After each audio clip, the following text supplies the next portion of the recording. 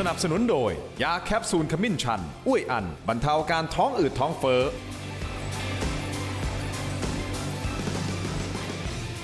สวัสดีครับต้อนรับทุกท่านเข้าสู่รายการถกไม่เถียงนะครับก็ชัดเจนนะฮะหลังจากเลือกตั้งเมื่อวานนี้อย่างที่เรารณรงค์กันมาตลอดนะครับวันที่ 8 กุมภาพันธ์ให้เราไปใช้สิทธิ์นะเลือกตั้งนะครับครั้งสำคัญของประเทศไทยจริงๆมันก็สำคัญทุกครั้งนะครับแต่เมื่อวานนี้เป็นการเดิมพันครั้งใหญ่ของหลายๆพรรคนะฮะหนึ่งในนั้นคือพรรคภูมิใจไทยและพรรคประชาชนผลปรากฏออกมาคุณผู้ชมคงได้ติดตามแล้วนะครับคุณผู้ชมครับเขาบอกว่าหักปากกาเซียนหักปากกาเซียนจริงหรือไม่พรรคประชาชนนะครับอดีตพรรคก้าวไกลจาก151ที่นั่งครับลดลงมาหลาย10ที่นั่งเลยนะครับคุณผู้ชมครับสำหรับพรรคภูมิใจไทยนะฮะที่คาดการณ์ว่าอาจจะ100นิดๆนี่เกือบ200ที่นั่งนะฮะคุณผู้ชมมันเกิดอะไรขึ้นหักปากกาเซียนอย่างไรและทำไมผลถึงออกมาเป็นแบบนี้ผู้ที่มีสิทธิ์นะในการเลือกตั้งครั้งนี้ประมาณ52ล้านคนนะครับแต่มาใช้สิทธิ์จริงๆประมาณ60กว่าเปอร์เซ็นต์นะฮะ30กว่าล้านคนเท่านั้นฮะคุณผู้ชมครับมันน้อยกว่าครั้งที่แล้วอีกนะฮะทั้งที่เรารณรงค์กันหนักขนาดนี้เกิดอะไรขึ้นวันนี้มาวิเคราะห์กันนะครับสุภาพสตรีก่อนนะครับท่านนี้เป็นสมาชิกวุฒิสภานะครับรองศาสตราจารย์ดร.นันทนานันทวโรภาสครับสวัสดีครับอาจารย์ครับส่วนขวามือของผมครับแกนนำคณะล้อมรวมประชาชนนะครับคุณจตุพรพรหมพันธ์ครับสวัสดีครับคุณตู่ครับขอบคุณทั้งสองท่านที่ให้เกียรติรายการถกไม่เถียงนะครับผลคะแนนที่ออกมาหักปากกาเซียนใช้คำนี้ได้หรือไม่ครับอาจารย์ครับหักครึ่งหนึ่งเพราะว่าจริงๆแล้วเนี่ยคนบรรดากูรูทั้งหลายเนี่ยเขาก็ประเมินอยู่แล้วแหละว่าพรรคภูมิใจไทยจะเป็นอันดับหนึ่งเพียงแต่จำนวนเนี่ยมันไม่พุ่งขึ้นไปถึงใกล้ๆ200เขาอยู่ว่า150 160แถวๆนี้นะคะแต่ว่าสิ่งที่มันสะท้อนชัดๆเลยก็คือว่าไอ้โพบ้านเราเนี่ยมันคงจะต้องกลับไปปรับปรุงกันเยอะเลยเพราะว่าใช้คำนี้เลยโพบ้านเราไปกลับไปปรับปรุงมันไม่ตรงเลยอ่ะมันไม่ตรงเลยแล้วก็คะแนนเนี่ยจำนวนเนี่ยมันเหวี่ยงเยอะมากเลยทำให้มีความรู้สึกว่าต่อไปเนี่ยเวลาที่จะเลือกตั้งเนี่ยเราคงจะดูโพเป็นหลักไม่ได้แล้วเพราะว่ามันเหวี่ยงเยอะมากปกติเนี่ยเขาให้คาดเคลื่อนได้ประมาณ 5%ครับนะ5%เนี่ยมันก็น่าจะ5 ถึง 10ที่นั่งอะไรประมาณนี้ใช่แต่อันนี้มันไปถึง4-50ที่นั่งแล้วก็ลำดับก็ผิดพลาดถ้าเราเห็นเนี่ยจากกูรูเนี่ยบอกว่าภูมิใจไทยจะที่1แต่ว่าตามโพลเนี่ยเขายันว่าสีส้มที่1มาโดยตลอดใช่แล้วทั้งเขตทั้งบัญชีรายชื่อแล้วก็แคนดิเดตนายกสีส้มมาหมดเลยแต่เสร็จแล้วเนี่ยผลมันออกมาเนี่ยมันคนละเรื่องเพราะฉะนั้นเนี่ยอันนี้ก็ต้องบอกท่านผู้ชมว่าเวลาเราดูโพลเนี่ยเราจะต้องดูด้วยว่าระเบียบวิธีการวิจัยของเขาเนี่ยเขาไปสุ่มจากไหนถ้าสุ่มแบบออนไลน์เนี่ยมันจะมีทั้งAI เข้ามาช่วยโหวตแล้วก็มีใครก็ไม่รู้ที่ระดมกันเข้ามาซึ่งตอนหลังเนี่ยผลจากการที่ใช้ออนไลน์เนี่ยไม่เวิร์กเลยแล้วไม่ตรงเลยคาดเคลื่อนสูงมากอาจารย์ถ้าเราตัดเรื่องของโพลออกไปเอาความรู้สึกอาจารย์ที่ติดตามการเมืองมาใช่ไหมฮะอาจารย์ตกใจเซอร์ไพรส์ไหมกับตัวเลขที่มันออกมาครั้งนี้คือตกใจอันที่1ตกใจผู้มาใช้สิทธิ์เลือกตั้งที่มันน้อยลงไป 12% อันนี้จะถามคุณแล้วกกตบอกว่าครั้งนี้เนี่ยมันจะมากันถึง 90%ดิฉันก็สงสัยว่าเอาอะไรมาเป็นเครื่องยืนยันว่าจะมา 90% จะทำให้เท่าครั้งเดิมยังไม่ได้เลยครั้งเดิมเนี่ย 75.2% ครั้งนี้เนี่ยเหลือ 63% มันหายไป 12% แปลว่ามีคนที่ไม่ได้ออกมาใช้สิทธิ์6 ล้านคนประมาณนั่นแหละถ้าเทียบจากครั้งที่แล้วนะใช่หายไป6 ล้านคนนั่นแปลว่ามันส่งผลกระทบต่อพรรคการเมืองแล้วพรรคอะไรที่ได้รับผลกระทบจากตรงเนี้ยนะมันก็คือเซอร์ไพรส์อันที่1แล้วคนมาใช้สิทธิ์น้อยมากอาจจะเป็นฝีมือประเภทที่แบบอย่ามาแหวงอะไรประมาณนี้หรือเปล่าไม่แท้ใจนี่คือเซอร์ไพรส์ที่1มีเซอร์ไพรส์ที่2ไหมครับเซอร์ไพรส์ที่2เนี่ยก็คือคนจำนวนมากเนี่ยคาดการว่าสีส้มน่าจะที่1แล้วเสร็จแล้วมันก็ออกมาคือจากโพลนะแล้วก็โพลที่น่าเชื่อถือมากที่สุดเนี่ยก็คือนิด้าโพลเนี่ยนะแต่ว่านิด้าโพลครั้งสุดท้ายที่เขาเก็บผลเอาไว้เนี่ยเขาถึงจะมาปล่อยว่ามันเป็นภูมิใจไทยที่1นะคะก็เชื่อว่าคนจำนวนมากเนี่ยรู้สึกเซอร์ไพรส์กับผลที่มันออกมานี่คือ2เซอร์ไพรส์ใช่ค่ะของคุณตู่ล่ะครับเซอร์ไพรส์ไหม ที่จริงผมก็เรียงอย่างนี้มาแต่ต้นลำดับ1 ถึง 5เนี่ยนะครับภูมิใจไทย ประชาชน อ๋อ เพื่อไทย ครับ กล้าทำประชาธิปัตย์ ครับ ตอนที่ออกตัวเนี่ยผมก็บอกภูมิใจไทยจะได้เกิน 150 แต่เกินเท่าไหร่ไม่รู้ทะลุนะครับมีช่วงหนึ่งอาจจะทะลุถึง180 กว่าด้วยซ้ำพรรคประชาชนเนี่ยผมก็บอกต่ำกว่า120 มาตั้งแต่ต้นเหมือนกันนะครับแล้วก็พรรคเพื่อไทยวันที่พูดเนี่ยนะครับตอนออกตัวเนี่ยผมบอกว่าเขาจะได้ประมาณ 70 เสียงในคนด่าผมเลยเนี่ยจาก 141เนี่ยนะครับและมีช่วงหนึ่งเขาฮึดมากนะครับก็ทำท่าว่าจะแซงขึ้นมา ฮะ และปรากฏว่าแซงไม่ได้ ส่วนพรรคกล้าทำเนี่ยผมก็ยืนตัวเลขว่าเขาไม่ต่ำกว่า 50 มาตั้งแต่ต้น เพราะว่าเขาเน้นวิธีเจาะเฉพาะพื้นที่ ครับ ไม่มีกระแสนะครับแล้วก็ไม่มีใครรู้ว่าเขาได้ตรงไหนบ้าง แต่ว่าคนในพื้นที่เขารู้ ลงพื้นที่ นะค เน้ รับ นพื้นที่ นะครับส่วนพรรคประชาธิปัตย์เนี่ยนะครับบัญชีรายชื่อก็เป็นไปตามที่คาด ครับ นะครับส่วนพื้นที่เนี่ยเนื่องจากว่าผู้แทนเก่าเนี่ยนะครับออกกันไปถึง 18-19 คนอะ18 จากเดิม 22เนี่ย ครับ เพราะฉะนั้นเขาก็ 20 กว่าน้อยกว่าครั้งที่แล้วด้วยซ้ำซึ่งประเพณีของเขาหัวหน้าพรรคก็ต้องลาออกผมว่านี่นะครับอย่างไรก็ตามนั้นผลลัพธ์มันไม่ได้เปลี่ยนเรียงตามลำดับ แต่ตัวเลข แต่ตัวเลขนะครับตัวเลขมันจะอธิบายเส้นทางต่อไป ยังไง คะแนนณปัจจุบันเนี้ยนะครับภูมิใจไทยบวกกล้าทำเนี่ยได้ 251 อ่าฮะ เกินครึ่งพอดี ใช่ครับ ทีนี้อยู่ที่ว่าเขาจะเลือกใครเข้ามาเป็นพรรคร่วม อ่าฮะ นะครับหนึ่งก็คือพรรคขนาดเล็กสองเนี่ยนะครับ ใคร คนทั่วไปนักวิเคราะห์ว่าเขาต้องไปเอาพรรคเพื่อไทยมา แต่เพื่อไทยมันใหญ่เกินเทอะทะ แล้วเขาก็ต้องรู้ว่าเขาต้องเจอกับเรื่องราวในการต่อรอง เพราะว่าถ้าเป็นพรรคใหญ่เนี่ยพอกระชากลากพัวเนี่ยแล้วถ้าคนในสองพรรคนั้นเนี่ยมีปัญหาสักคนสองคนเนี่ยพอถอนออกมาเนี่ยรัฐบาลล้มคลืนเลยนะ ถอนทั้งยวงเยอะเลย นะครับก็คือหมายความว่าก็สองพรรคเพื่อไทยพรรคภูมิใจไทยกล้าทำมัน 251 ครับ ถ้าบวกเพื่อไทย 70 กว่าเนี่ยดูเหมือนว่ามั่นคง แต่วันไหนที่เขาไม่พอใจอะเขาถอนพัวเนี่ยแล้วดึงนะครับคนจากสองพรรคนั้นทั้งสองคนอะล้มเลย เพราะฉะนั้นผมเชื่อว่าเขาไม่เลือกนะครับจะไม่เลือกพรรคเพื่อไทย นี่คุณตู่มองไปถึงการจัดตั้งรัฐบาลแล้ว ถู นะ กต้อง อันนี้เราคุยกันถึงจัดตั้งรัฐบาลแล้วนะอาจารย์อาจารย์นันทนาเออ ผมเชื่อว่าท้ายที่สุดอะเขาเลือกคนที่ปฏิเสธว่าจะไม่เข้ามาร่วมอะ เดี๋ยวก่อน คนที่ปฏิเสธคือ หัวหน้าพรรคประชาธิปัตย์ ที่บอกว่าเราจะไม่ร่วมกับพรรคกล้าทำ แต่ต้องไม่ลืมว่าคุณอภิสิทธิ์ได้เป็นนายกรัฐมนตรีได้เนี่ยเพราะพรรคภูมิใจไทยนะ ที่เป็นครั้งแรกครั้งเดียวนะครับที่ผ่านมา วันนั้นถ้าไม่มีพรรคภูมิใจไทยเนี่ยพรรคประชาธิปัตย์คุณอภิสิทธิ์ ครับ ไม่มีสิทธิ์เป็นนายกรัฐมนตรีเลย เพราะฉะนั้นคุณตู่กำลังจะบอกว่าเฮ้ยเดี๋ยวก่อนนะ คุณเป็นนายกก็เพราะว่าภูมิใจไทยนะ เพราะฉะนั้นครั้งนี้ 22 เสียงประธานรัฐสภาเคยเป็นไหมยังอ่ะนึกออกไหม อ่า เพราะว่าถ้าเอาพรรคเพื่อไทยมันใหญ่ถอนมานี่แล้วก็มีปัญหา เอาแต่ก็มีบางท่านก็บอกเฮ้ยเดี๋ยวก่อนนะอาจจะไม่ใช่เป็นคุณอภิสิทธิ์เป็นประธานรัฐสภานะ อาจจะเป็นคนของภูมิใจไทยนะโอ้ ก็เกมการเมืองณขณะนี้เนี่ยพออย่างที่บอกว่า เอาพรรคเพื่อไทยมันใหญ่เกินสองเงื่อนไขเนี่ยรู้จักกันมา ไก่เห็นตีนงูเห็นนมไก่อะ อ่าฮะอ่าฮะ นะครับมันรู้ทางกันนะครับ แล้วก็มีปัญหา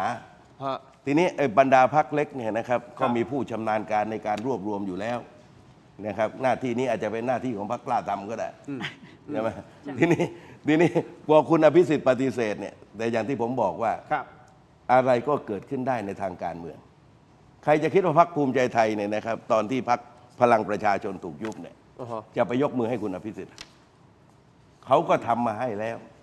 ก็ถึงตาที่คุณอภิสิทธิ์ก็จะต้องคืนมาบ้างไหม แล้วคืนยังไงคืนในก็ท่านก็พูดอยู่ในรายการน่ะวันนั้นผมก็ถามท่านนะท่านอภิสิทธิ์อะบอกว่าตกลงยังไงอ๋อก็คือเขายืนยันนะว่าจะยังไงก็ไม่ร่วมกับ กล้า พรรค ทำ กล้าทำถูกไหมอาจารย์นันทนา ใช่ค่ะ แล้วคุณอภิสิทธิ์เป็นบุคคลที่พูดอะไรก็ทำตามนั้นน่ะ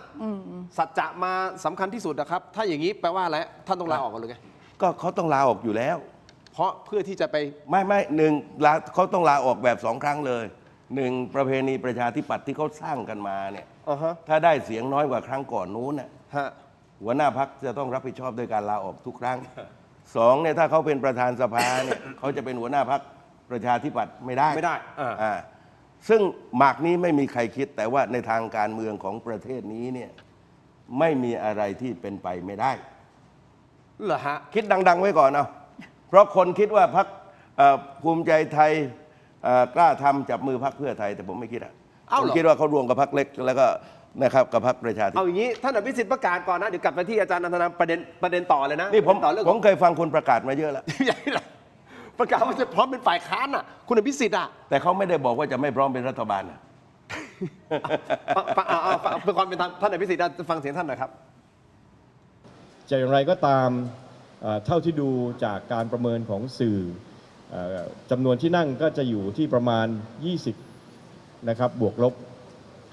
ซึ่งก็หมายความว่าเราก็พร้อมนะครับที่จะทำหน้าที่ในสภาผู้แทนราษฎร แน่นอนในการทำหน้าที่ในสภานะครับสิ่งที่เราได้กล่าวกับพี่น้องประชาชนช่วงการหาเสียงที่สำคัญที่สุดก็คือ เราจะต้องต่อสู้ในเรื่องของบ้านเมืองสุจริต ดังนั้นการทำหน้าที่ในสภาเนี่ยก็ต้องทำหน้าที่อย่างเข้มข้นนะครับเพื่อให้พี่น้องประชาชนเนี่ยได้มั่นใจนะครับว่ามีคนที่เป็นหูเป็นตาเป็นเสียงแทนเขาในการที่จะทำให้บ้านเมืองกลับเข้าสู่การเป็นบ้านเมืองที่สุจริตนะครับ อ่ะ ส่วน ก็เป็นบางช่วงบางตอนก็บอกว่าพร้อมที่จะเป็นฝ่ายค้านอาจารย์นันทนาคิดเห็นตรงกับคุณตู่ไหมครับเพราะว่าล่าสุดก็มีการบอกนะว่าอาจจะไม่ใช่เป็นคุณอภิสิทธิ์เป็นประธานสภานะแต่อาจจะไปอยู่ที่คุณท็อปวราวุฒิศิลปะอาชาหรือแม้แต่กระทั่งคุณโสพลสารัมก็ตาม ไม่น่าจะเป็นพรรคประชาธิปัตย์อาจารย์มองไงครับ อันนี้ก็คงจะเป็นเรื่องของทางพรรคภูมิใจไทยเขาประเมินว่าเสถียรภาพทางการเมืองที่เขาต้องการให้มันเกินกึ่งหนึ่งเกิน 250 ไปเนี่ยไปไกลแค่ไหน เพราะว่า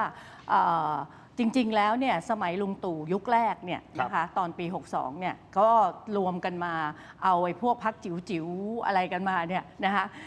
แต่มันก็สร้างความปวดหัวให้พอสมควร และครั้งนี้เนี่ยดูเหมือนว่าจะมีพรรคปัดเศษขึ้นมา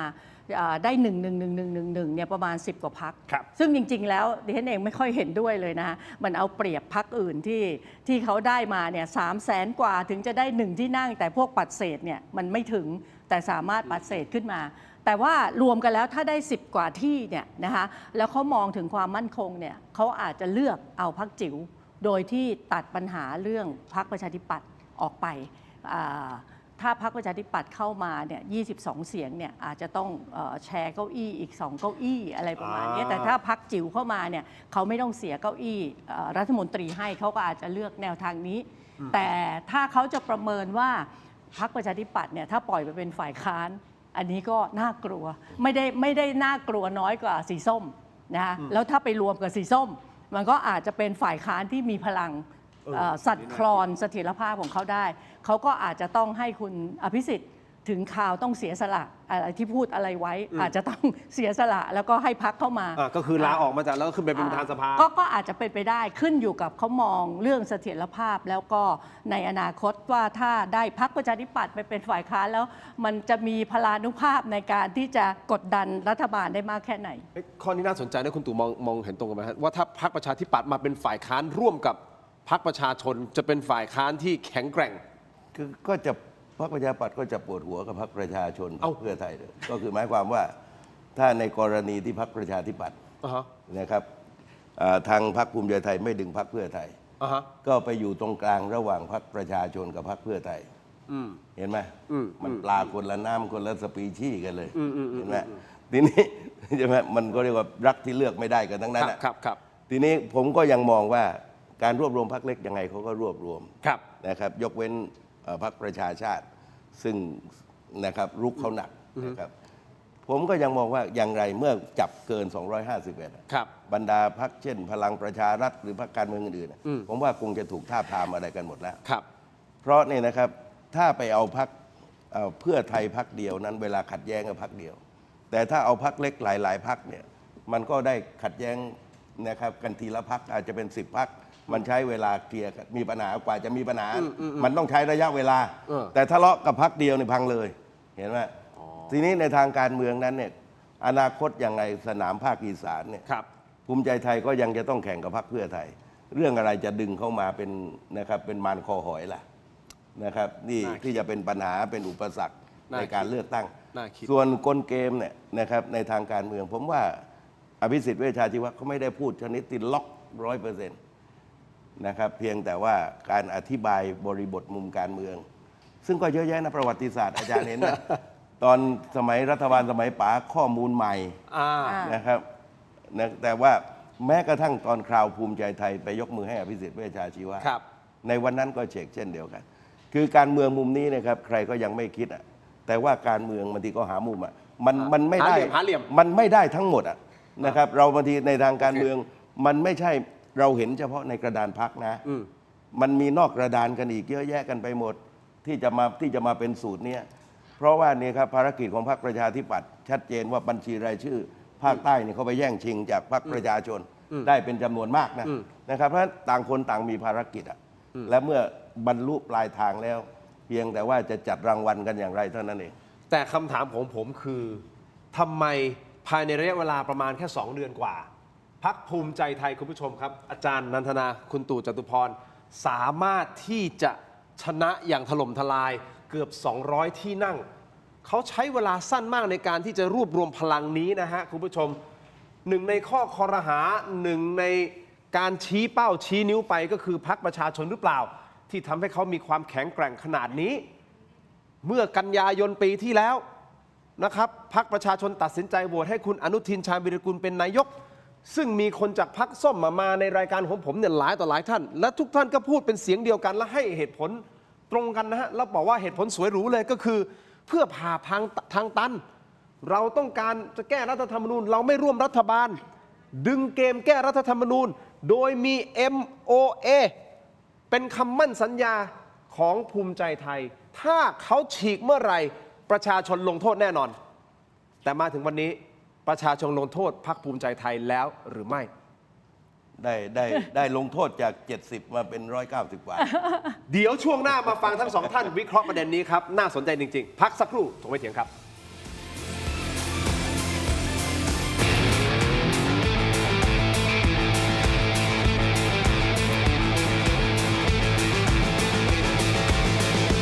ส้มสายน้ำผึ้งจากอำเภอฝางจังหวัดเชียงใหม่คัดเกรดคุณภาพสดจากสวนถึงมือเปลือกบางเนื้อแน่นหวานฉ่ำวิตามินซีสูงสนใจสินค้าสั่งซื้อได้ที่เว็บไซต์และแอปพลิเคชัน Thailand Postmart ตัวท็อปใกล้ๆส่งให้ถึงมือ สนับสนุนโดย ยาท่าน้ำขาวหารคู่ 49 บาท ฝาสีฟ้า มีตัวยาฟีนิลซาลิซิเลตไอเฮิร์บชูการ์ฟรี ชุ่มคอ มีสารสกัดสมุนไพร 4 ชนิด เอาละครับกลับมากันต่อนะฮะรายการถกไม่เถียงยังอยู่กับคุณตู่จตุพรพรหมพันธ์นะครับและอาจารย์นันทนานันทวโรพาสนะฮะท่านสวนะครับคุณผู้ชมโหวตกันเข้ามาหน่อยฮะทาง YouTube เราถามท่านแบบตรงไปตรงมา คุณพึงพอใจกับผลการเลือกตั้งอย่างไม่เป็นทางการในครั้งนี้ไหมพอใจไม่พอใจเฉยๆโหวตกันเข้ามาหน่อยนะครับตอนนี้โหวตเข้ามาเกือบ 6,000 โหวตแล้วนะฮะขอสัก 15,000 ได้ไหมวันนี้จบรายการนะขอดูนะฮะว่าคุณผู้ชมรู้สึกอย่างไรกับการเลือกตั้งในครั้งนี้แต่ที่แน่ๆคุณผู้ชมครับเหนือความคาดหมายใน 2-3 ประเด็นแรกพรรคภูมิใจไทยโตใหญ่ขนาดนี้อย่างไม่เป็นทางการเนี่ย193 เสียงมั้ง193อย่างไม่เป็นทางการนะครับพรรคประชาชนตอนแรกก็คาดกันว่าโอ้โหน่าจะต้องไม่น้อยกว่าครั้งที่แล้วนะอาจารย์นันทนาพูดตรงๆ151แต่ต้องไม่น้อยกว่านั้นเนาะแต่ครั้งนี้กลับมาอยู่ที่ประมาณสัก118อันนี้คือยังไม่เป็นทางการและตกใจที่3เพื่อไทยต่ำร้อยคุณตู่จตุพรอดีตคนที่เคยอยู่กับเพื่อไทยต่ำร้อย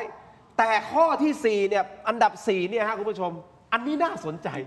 คงต้องวิเคราะห์เรียนถามท่าน2ท่านเพิ่มเติมก็คือพรรคกล้าทำ58ขึ้นมาซึ่งแม้แต่ท่านร้อยเอกธรรมนัฐก็บอกนะครับว่าก็คือตอนแรกตั้งเป้าไว้ประมาณสัก50ใช่ไหมนี่เกินขึ้นมา58ก็เกินความคาดหมายอยู่นะนี่คือสิ่งที่มันเกิดขึ้นผลการเลือกตั้งอย่างไม่เป็นทางการเอาแหละผมถามใน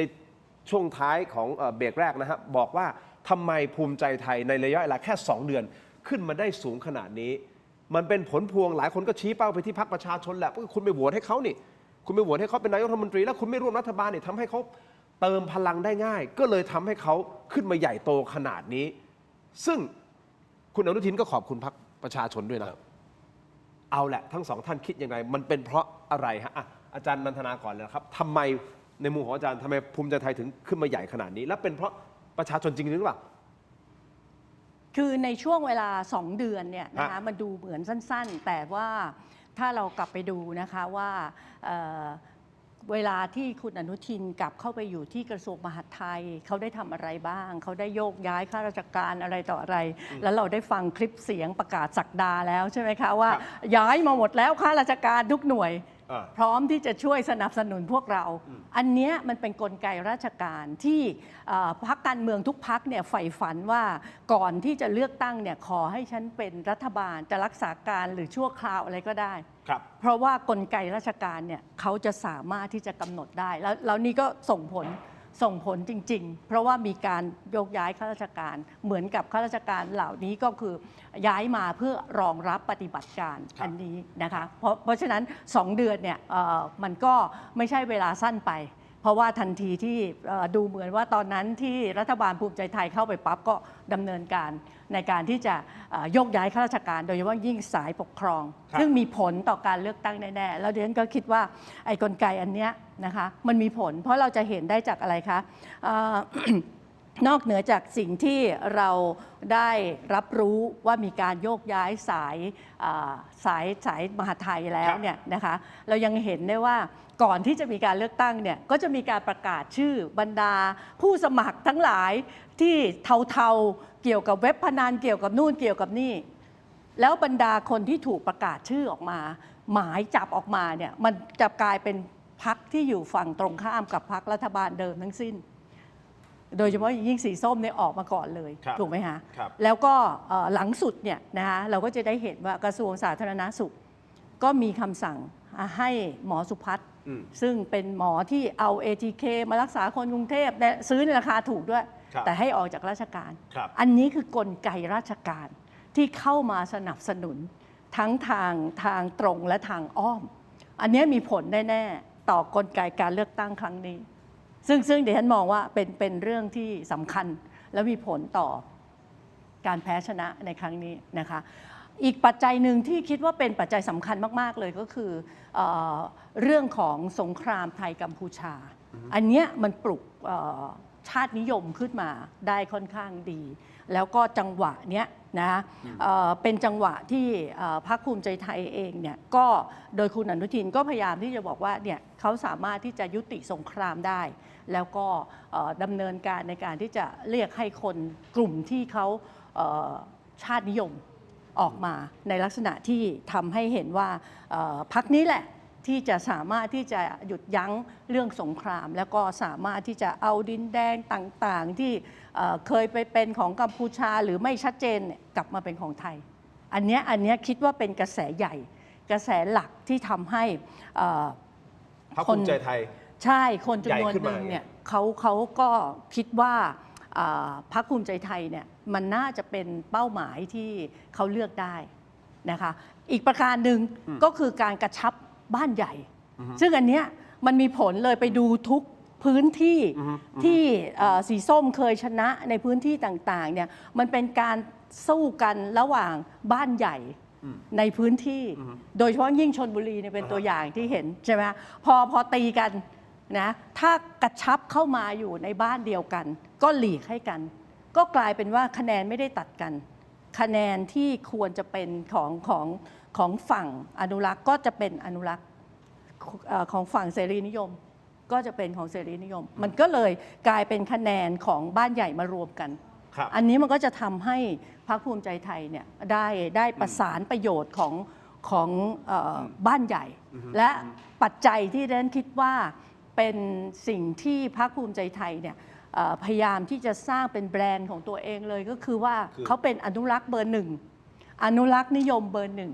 เพราะฉะนั้นถ้าเลือกอย่าไปเลือกพรรคอื่นอย่าไปเลือกพรรคอื่นให้แตกกระจายต้องเลือกพรรคเขาถึงได้ใช้คำว่ารักชาติไม่รักชาติจริงๆมันไม่ได้หมายถึงฝั่งตรงข้ามนะมันหมายถึงฝั่งเดียวกันที่อยู่ในกลุ่มอนุรักษ์แล้วเข้ามารวมกันเขากระชับอำนาจตรงนี้ก็คือว่าดึงเอาความเป็นอนุรักษ์เบอร์หนึ่งแล้วก็บอกว่าถ้าคุณไปเลือกอันอื่นเนี่ยมันจะแตกกระจายนั่นแสดงว่าผลการเลือกตั้งครั้งนี้แสดงให้อาจารย์เห็นใช่ไหมครับว่ามันมีคนที่เข้าใจแล้วก็เป็นอนุรักษ์นิยม จ๋าถึงได้มา193ก็จริงๆแล้วอ่ะจะเห็นได้ว่าคะแนนบัญชีรายชื่อของภูมิใจไทยเนี่ยจากเดิมเขาได้ล้านหนึ่งปีนี้เขาได้รอบนี้เขาได้ 5.9 ล้านก็คือเขาเพิ่มขึ้นมา 600% เนี่ยก็คือประมาณ 5 ล้านเนี่ยเข้ามาจากไหน 5 ล้านเนี่ยเขาก็เอามาจากรวมไทยสร้างชาติไงรวมไทยสร้างชาติครั้งที่แล้วได้ประมาณ3ล้าน6เกือบ4ล้าน แล้วเขาก็ไปเอาจากพรรคเพื่อไทยมาด้วยเพื่อไทยเนี่ยครั้งที่แล้วเนี่ยได้บัญชีรายชื่อเนี่ยประมาณ10 ล้าน ครั้งนี้เหลือ 5 ล้านหายไปเลยแปลว่าคะแนนที่เขาไปดึงมาตรงเนี้ยมันทำให้เห็นว่าสิ่งที่เขาเข้ามาอยู่ในตำแหน่งเนี้ยเขามาแทนทั้งภูมิรวมไทยสร้างชาติพลังประชารัฐไรต่อไรรวมทั้งประชาธิปัตย์ด้วยก็อยู่ในกลุ่มนี้ที่เขาเนี่ยดึงคะแนนเข้ามา โอเคนี่คือการวิเคราะห์ของอาจารย์นันทนาที่มองว่าทำไมภูมิใจไทยถึงขยายตัวเองได้ใหญ่ขนาดนี้ในระยะเวลา 2 เดือนนะครับคุณผู้ชมครับถามคุณตู่คำถามเดียวกันแล้วเดี๋ยวผมจะกลับมาถามอาจารย์กับทั้งคุณตู่ด้วยนะฮะว่าเหตุผลหลักอีกอันหนึ่งหรือเปล่าที่พรรคประชาชนเป็นคนไปเลือก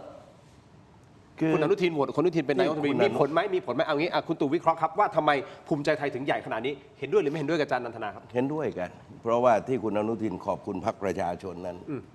ถือว่าเป็นการถูกต้องแล้วครับเพราะว่าพรรคประชาชนนั้นนะครับการหมายความว่าเหมือนตีเช็คเปล่าเลยคือไปโหวตให้แล้วก็พูดเรื่องรัฐธรรมนูญอย่างเดียวนะครับแล้วก็ระยะเวลายุบสภา4 เดือนแล้วก็ปลายเปิดตัวเองก็ไม่เข้าไปอ้างว่าตัวเองก็ประกาศว่าจะไม่ร่วมรัฐบาลแต่ว่าพรรคภูมิใจไทยนั้นเนี่ยเขามีนักการเมืองผ่านร้อนผ่านหนาวเนี่ยเขาใช้โอกาสที่ไม่เปลือง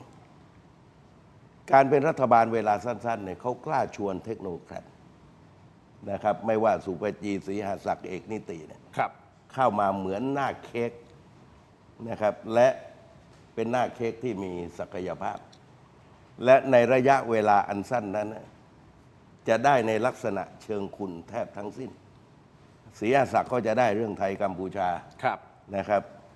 สุภจีนะครับเศรษฐกิจปากท้องเศรษฐกิจมหาภาคเอกนิตินะครับหมายความว่าความผิดพลาดของรัฐบาลก่อนหน้านี้นะครับมันเต็มไปด้วยความไม่พึงพอใจตัวของคุณอนุทินนั้นเนี่ยว่างก็ไปชายแดนแต่งชุดนะครับอสเต็มยศนะครับลงพื้นที่ต่างกรรมต่างวาระว่างก็พูดได้ง่ายว่านะครับรวมกระทั่งสงครามไทยกัมพูชารอบ2นั้นมันไปตรงกับความรู้สึกของคนไทยแล้วก็เป็นเนื้อเดียวทั้งประชาชนทั้งทหารแล้วก็รัฐบาลซึ่งเขาผิดหวังมาจากรัฐบาลชุดก่อนหน้านั้นแล้วการจัดทัพกลไกรัฐเนี่ยนะครับเพราะว่ารัฐบาลตอนที่เขาถอนตัวออกมานะครับหลังจากที่พรรคเพื่อไทยจะไปยึดกระทรวงมหาดไทยเขาเนี่ยแล้วก็มีเรื่องไทยกัมพูชาอย่างเดียวนั้นนะครับก็เมื่อรัฐบาลพรรคเพื่อไทยโยกข้าราชการสายเขาก็ไปจัดทัพใหม่ในระยะเวลาอันสั้นเห็นไหมเพราะฉะนั้นนะครับภาพในเชิงลบเนี่ยนะครับหายากมากเพราะเวลามันสั้นแล้วเมื่อเขาแปลงคนนอกกลายมาเป็นคนในนะครับกลายมาเป็นเครื่องเคียงในการหาเสียงเลือกตั้งพรรคประชาชนต่างหากนะครับที่มีความผิดพลาดการมาพูดเรื่องมีเทาไม่มีเราเนี่ยทั้งที่วันก่อนผมก็พูดกับคุณช่อว่าคุณสามารถล็อกสเปคได้เลยว่าคุณจะเอาใครไม่เอาใครมาเป็นรัฐมนตรีหลังจากคุณโหวตเลือกนายกเพราะคุณถอนวันไหนได้แต่คุณไม่กำหนดสเปคแต่พอไปประกาศพัวเนี่ยนะครับตัวเองก็โดนล็อกเป้า2 เทาแรกก็เป็นคนของตัวเองใช่ไหมประเด็นนี้ก็แป๊กประเด็นต่อมาเนี่ยนะครับเอาคนเข้ามาเทียบกับเทคโนแครตของพรรคภูมิใจไทยเนี่ยนะครับพูดนะครับพอเปิดตัวแล้วมันแป๊กนะครับกระทรวงเศรษฐกิจก็เทียบแล้วมันสู้ไอ้สุปจีก็ไม่ได้แล้วก็กระทรวงการต่างประเทศเปิดออกมาเนี่ยนะครับมวลชนของพรรคประชาชนเองยำเละนะครับถึงทูตคนนั้นนะครับไม่ได้เละด้วยมือคนอื่นเลยดังนั้นเนี่ยนะครับพอออกมาเปิดตัวทีหลังความจริงมันได้เปรียบเห็นป้ายเพื่อนก่อนมันต้องตีทับได้ไงแล้วก็ตีแล้วก็เกทับปรากฏว่าเกทับไม่ได้ทีนี้เนี่ยนะครับการหาเสียงแน่นอนที่สุดความรู้สึกมันบังเกิดเพราะนี่ครับกรุงเทพกระแสมันดีในเมืองกระแสมันดีแต่ลืมคิดว่าชนบทมันเริ่มมีปัญหาจากกรณีเรื่องไทยกัมพูชาดังนั้นนะครับเขาจึงคิดนะครับจากเดิม251ตอนหลังก็ไม่ต่ำกว่า200นี่เขาเข้าใจอย่างนั้นตลอดเพราะความรู้สึกที่เกิดขึ้นในกรุงเทพและปริมณฑลและบรรดาในเมืองทีนี้พรรคการเมืองที่เป็นคู่แข่งกับเขาเนี่ย เขารู้ว่าครั้งที่แล้วเขาแพ้เพราะอะไรนะครับในระบบบัญชีรายชื่อเนี่ยเดิมพรรคการเมืองเนี่ยนะครับสู้ระบบเขต ครับ นะครับทิ้งบัญชีรายชื่อ เพราะเนี่ยนะครับกระแสพรรคก้าวไกลพศนั้นมาแรงครั้งนี้แต่ละพรรคการเมืองจัด2 ชุด ชุดหนึ่งหาเสียงเขต ก็ผู้สมัครเขตว่าไป อีกชุดหนึ่งบัญชีรายชื่อนะครับเพราะฉะนั้นเนี่ยนะครับ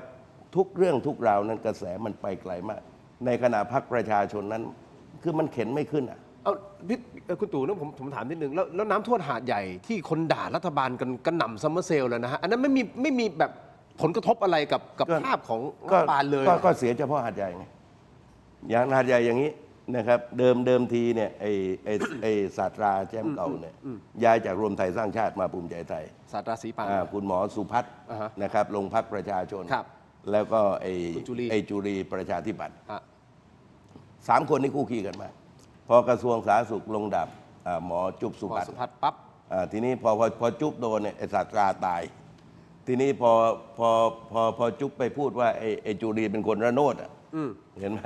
ปรากฏว่าจุบก็ตาย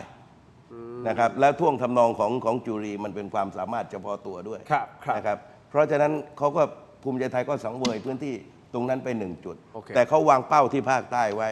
33เขาได้มา 32เนี่ย ครับ ถือว่าเข้าเป้ามากนะครับ นะครับคือพรรคประชาธิปัตย์ต่างหาก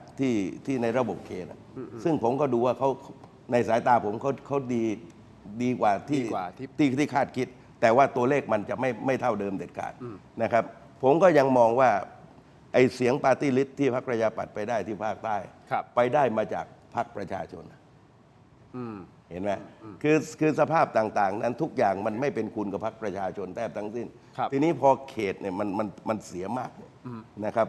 ปาร์ตี้ลิสต์ความจริงก็ไม่ห่างจากเดิมมาก แต่ว่าถือว่ามันเสีย โดยภาพรวมนั้นเนี่ยนะครับพอมันเหลือ118จากความตั้งใจ200เนี่ย ครับ แล้วพอวันนี้ปปชชี้โครมเข้าให้เนี่ยพอส่งไปเรื่องไปยังศาลฎีกาเนี่ยจะมี10 คนถูกสั่งยุติการปฏิบัติหน้าที่8 คนเป็นบัญชีรายชื่อ2 คนเป็นผู้แทนเขต และ2 คนนั้นคือแคนดิเดตนายกทั้งเทงทั้งใหม่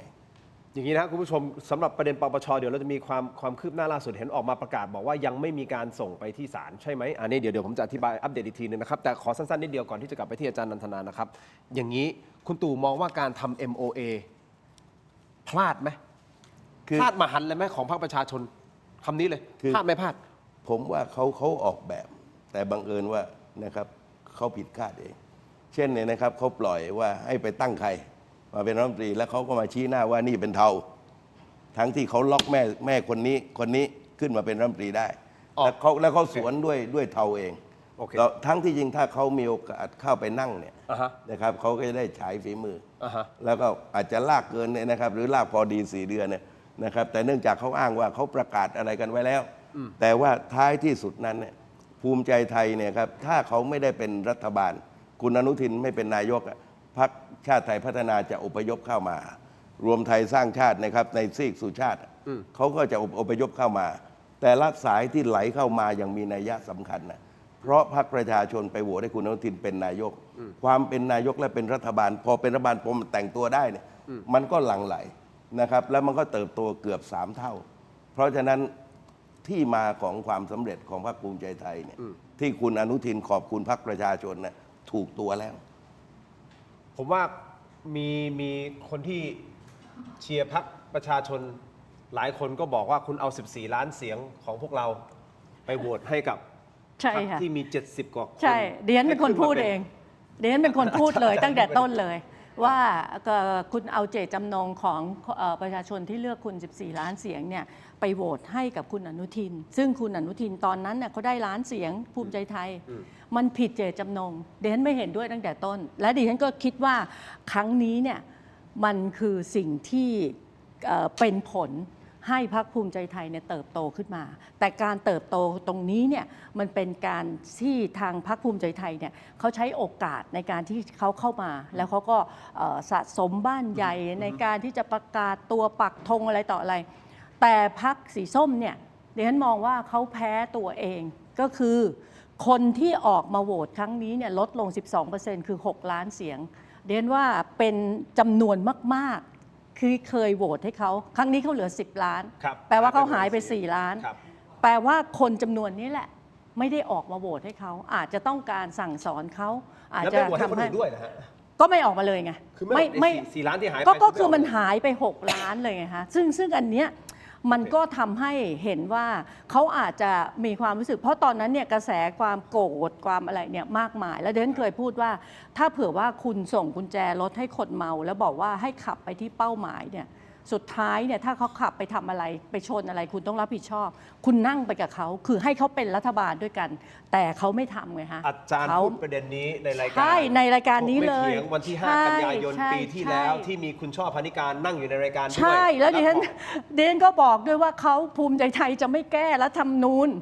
เดนยืนยันเพราะเดนอยู่ในสภาแล้วก็ทั้งภูมิใจไทยเนี่ย walk out ทั้งสวเนี่ย walk out ไม่แก้รัฐธรรมนูญเพราะฉะนั้น MOA ตั้งแต่วันนั้นดิฉันว่ามันไม่ได้ถูกฉีกอ่ะมันสลายย่อยยุ่ยไปเลย โอเค คุณผู้ชมที่ผมขออนุญาตพักสักครู่สั้นๆนิดเดียว เดี๋ยวช่วงหน้ากลับมาวิเคราะห์พักกล้าทำกันหน่อย ทั้งสองท่านมองอย่างไรขึ้นมาแข็งแรงเหลือเกินเข้ามาเงียบๆหนุ่มๆเงียบๆนะฮะสุดท้ายมา 58 ที่นั่งอย่างไม่เป็นทางการนะครับและเดี๋ยวเราจะมีภาพของคุณเท้งณัฐพงษ์เรืองปัญญาวุฒินะฮะเมื่อวานนี้ประมาณสัก3 ทุ่มกว่าๆออกมา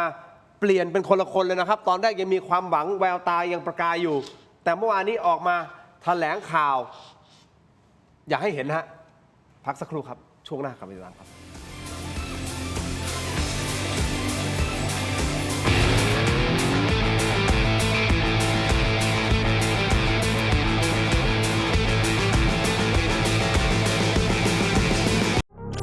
ดีขนาดนี้อย่ารอช้า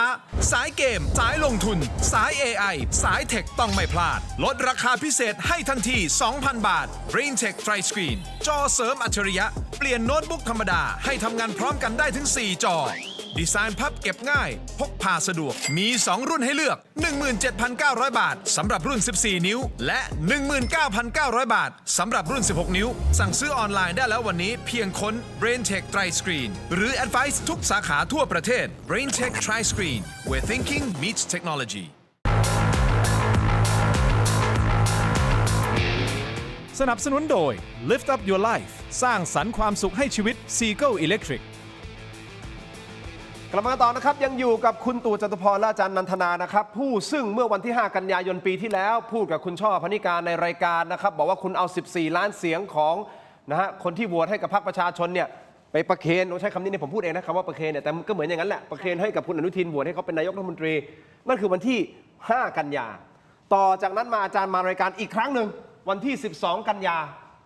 มามีคุณไอติมพฤทธิ์วัชรศิลป์นั่งตรงนี้จากพรรคประชาชนอาจารย์ก็พูดประโยคเดียวเหมือนกันประโยคเดียวกันเลยบอกว่าคุณเอา 14 ล้านเสียงของพรรคประชาชนที่โหวตให้คุณเนี่ยไปมอบให้กับอนุทินชาญวีรกูลและวันนี้คือผลอาจารย์มองว่าคือผลของสิ่งที่มันเกิดขึ้น14 ล้านเสียงเขาจะ โอเค มีความรู้สึกอย่างนั้น นั่น นะ แต่ประเด็นคือคนที่รู้สึกน่าจะรู้สึกหนักมากๆก็คือคนที่ไปเซ็น MOA ในวันนั้นตัดภาพมาเมื่อวานนี้ช่วงเช้าก่อนที่จะรู้ผลการเลือกตั้งสีหน้าเขาเป็นประมาณนี้ครับคุณเท้งไปดูครับ ช้าหน่อยช้าหน่อยโอเคสวัสดีครับสวัสดีครับ พี่โอ วันนี้มีประชุมก่อนที่จะรายงานผลคะแนนไหมคะ เดี๋ยวรอติดตามอยู่ข้างบนนี้แหละครับ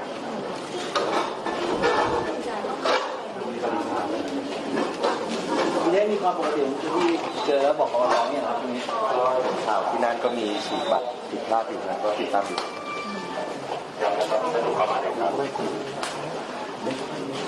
ดูสดใสแววตายังไม่มีความกังวลใดๆนะครับยังสบายๆช่วงเช้าแต่พอประมาณสัก3 ทุ่มกว่าเป็นอย่างนี้ครับ ทุกคนมารวมตัวกันโดยที่ไม่มีใครสั่งไม่มีใครบอกครับเรามารวมตัวกันอยู่ตรงนี้เพราะเรามีความเชื่อแบบเดียวกัน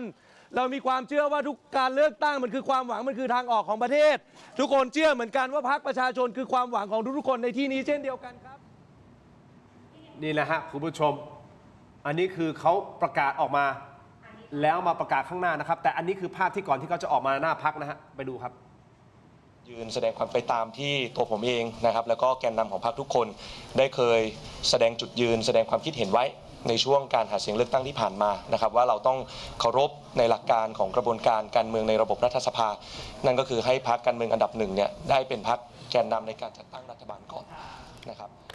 นี่นะครับคุณผู้ชมอันนี้คืออยากให้ดูสีหน้าตอนเช้ากับตอนเย็น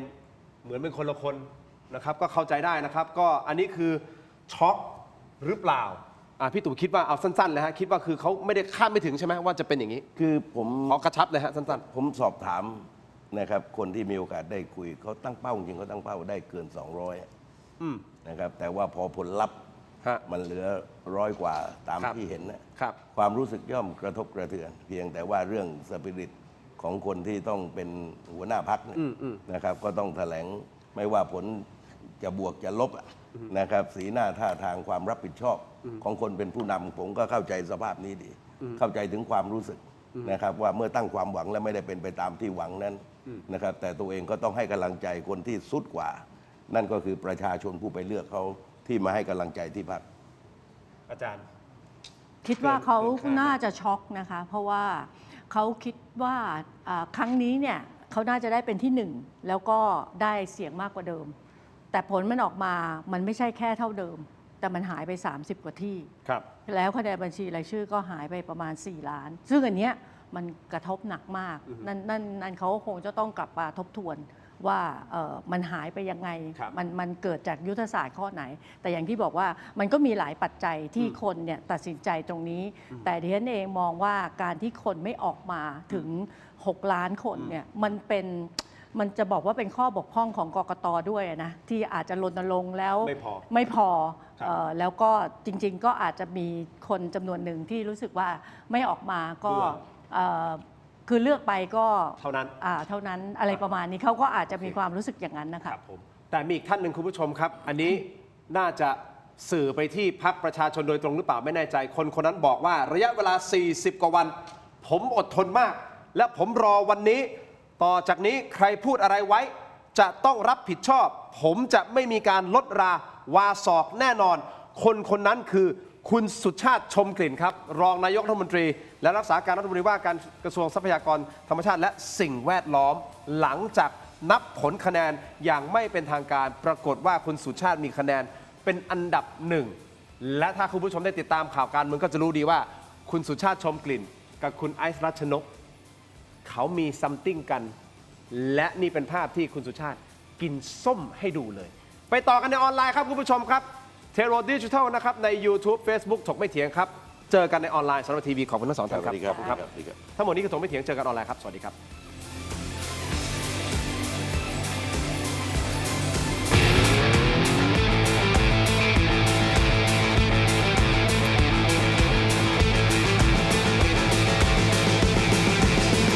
อยากมีบ้านนึกถึงแอปบ้านบายแจมมีซับให้เลือกมากกว่า 5,000 รายการ ดาวน์โหลดได้แล้ววันนี้ ทั้งระบบ iOS และ Android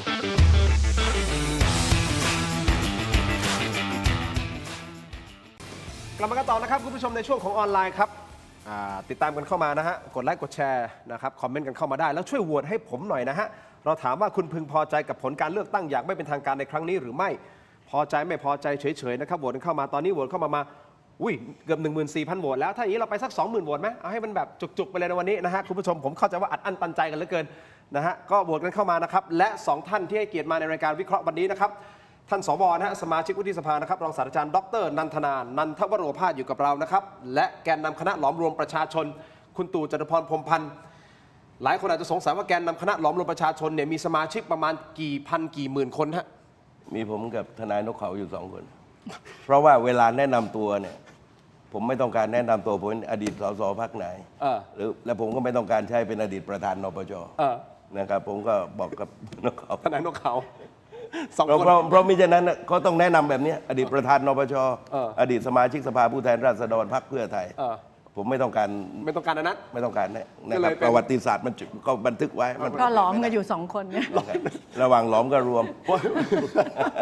ผมเคยคิดแล้วผมเคยไปถามคุณตู่นอกรอบจริงๆรู้แล้วแหละก่อนหน้านี้เอ๊ะแกนนำคณะหลอมรวมพี่มันมีกี่คนเหรอมันมีแบบ คือ แบบเย คือ อะ ถ้าตั้งหลายคนน่ะถูกสอยง่ายนะครับ เขามาทางนู้นกันเอา2 คนยังไงก็ไม่ลงวะ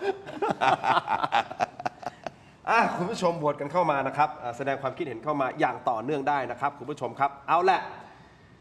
อย่างที่ผมโปรยไปก่อนที่จะมาช่วงของออนไลน์นะครับเดี๋ยวมันจะมีอีกหลายพื้นที่ที่เราจะไปวิเคราะห์กันนะครับหนึ่งในพื้นที่นั้นคุณผู้ชมครับคือชลบุรีนะครับแล้วก็เมื่อคืนนี้เองที่สำนักงานภูมิใจไทยเขตหนึ่งของคุณสุชาติชมกลิ่นท่านรองนายกรัฐมนตรีและรัฐมนตรีว่าการกระทรวงทรัพยากรธรรมชาติและสิ่งแวดล้อมหลังผลการนับคะแนนอย่างไม่เป็นทางการปรากฏว่าคุณสุชาติมีคะแนนนำเป็นอันดับหนึ่งโดยไฮไลท์ที่สำคัญอยู่ที่คุณสุชาตินี่ฮะนำส้มมากินโชว์นำส้มมากินโชว์นี่แบบนี้เลยฮะในขณะที่เขตอื่นๆนะครับอีก4เขตของชลบุรีภูมิใจไทยก็สามารถกำชัยชนะได้มิหนำซ้ำนะครับคุณสุชาติได้ให้สัมภาษณ์กับผู้สื่อข่าวด้วยนะครับบอกว่าระยะเวลา40กว่าวันผมอดทนมานานนะและผมรอวันนี้ต่อจากนี้ใครพูดอะไรไว้จะต้องรับผิดชอบผมจะไม่มีการลดราวาศอกแน่นอนคุณสุชาติกำลังพูดถึงอะไรเดี๋ยวมาให้2ท่านวิเคราะห์แต่ให้คุณผู้ชมดูภาพแผนที่ตรงนี้ครับคุณตู่อาจารย์นันทนาปี 2566 เปรียบเทียบกับ 2569 ครับ 2566 10 เขตในชลบุรีนะครับมี 1 2 3 6 7 8 9 7 เขตของชลบุรีเป็นของพรรคก้าวไกลณวันนั้นนี่คือปี 66 นะฮะตัดภาพมาปี 69 ครับนี่ฮะภูมิใจไทย 1 3 5 4 8 ก็คือทั้ง 5 เขตส่วนพรรคประชาชน 2 6 7 9 11เสมอกัน 5-5 แต่เท่ากับว่าหายไป 2 เพราะตอนแรก 7 ตอนนี้เหลือ 2 นะครับเอาละคุณสุชาติชมกลิ่นกำลังจะสื่ออะไรไม่แน่ใจนะที่บอกว่าใครพูดอะไรไว้ทำอะไรไว้จะต้องรับผิดชอบนะผมจะไม่ลดราวาศอกอาจารย์นันทนาคิดว่าเขากำลังหมายถึงอะไรฮะคือเขตนี้เนี่ยเป็นเขตที่ถูกจับตาเพราะว่าไอซ์เนี่ยเขาก็ไปลงพื้นที่ตรงนี้แล้วก็มีการกระทบกระทั่งกับบรรดา FC ของทั้งสองฝ่ายประมาณนี้นะคะซึ่งตรงนี้เนี่ยก็อาจจะทำให้คุณสุชาติเองมองว่าบุกมาถึงถิ่นแล้วก็ตรงนี้เนี่ยชัยชนะของเราวิเคราะห์ได้ว่าชัยชนะของสีน้ำเงินที่พื้นที่เนี่ยมันคือเป็นการรวมระหว่างบ้านใหญ่กับบ้านใหม่ซึ่งรอบที่แล้วเนี่ยเขาไม่เขาชนกันแล้วก็เลยเขาไปตัดคะแนนกันแล้วเอาคะแนนเข้ามาดูรวมก็ง่ายๆเลยสองสีนี้มารวมกันบ้านใหญ่กับบ้านใหม่ก็จะชนะสีส้มเขาก็เลยมารวมกันแล้วก็ใช่ใช่จริงๆคุณสุชาติเนี่ยเมื่อก่อนฉายาเขาไม่ใช่สุชาติชมเก่งเหรอแต่ทีนี้เขาเหมือนเขาจะมาเช็คบินน่าจะหมายถึงว่าในระหว่างที่มีการรณรงค์หาเสียงเลือกตั้งใครพูดอะไรยังไงอาจจะนำไปสู่การดำเนินคดีอะไรประมาณนี้คิดว่าคุณสุชาติมีการฟ้องคุณไอซ์รัชนกประเด็นเรื่องของตึกสกายไนน์ใช่ไหมทีมงานวันนั้นคุณไอซ์ก็มาพูดในรายการเหมือนกันก็มีการดำเนินคดีอยู่ก็อาจจะเป็นกระบวนการเช็คบินหลังผลการเลือกตั้งออกนะคะซึ่งว่าคิดว่าอันนี้ก็จะเป็นกระบวนการต่อไปก็เป็นเรื่องที่ทางผู้สมัครส่วนใหญ่เวลาหลังเลือกตั้งก็จะมีตามเก็บบินกันอะไรประมาณนี้นะคะคุณตู่ตีความยังไงยังควันหลงกันอยู่ควันหลงกันอยู่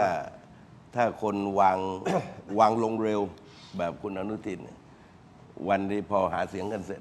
นะครับก็เอาโหสิกรรมซึ่งกันและกันที่ได้ฟาดฟันกันไปนะก็เป็นคำสุภาพดีกว่าคำเทคนิคการหาเสียงแต่ว่ากรณีของคุณสุชาติชมกลิ่นเนื่องจากมันต้องฟาดฟันนะครับกับกระแสของสีส้มซึ่งต้องยอมรับว่ากรุงเทพและปริมณฑลภาคตะวันออกเนี่ย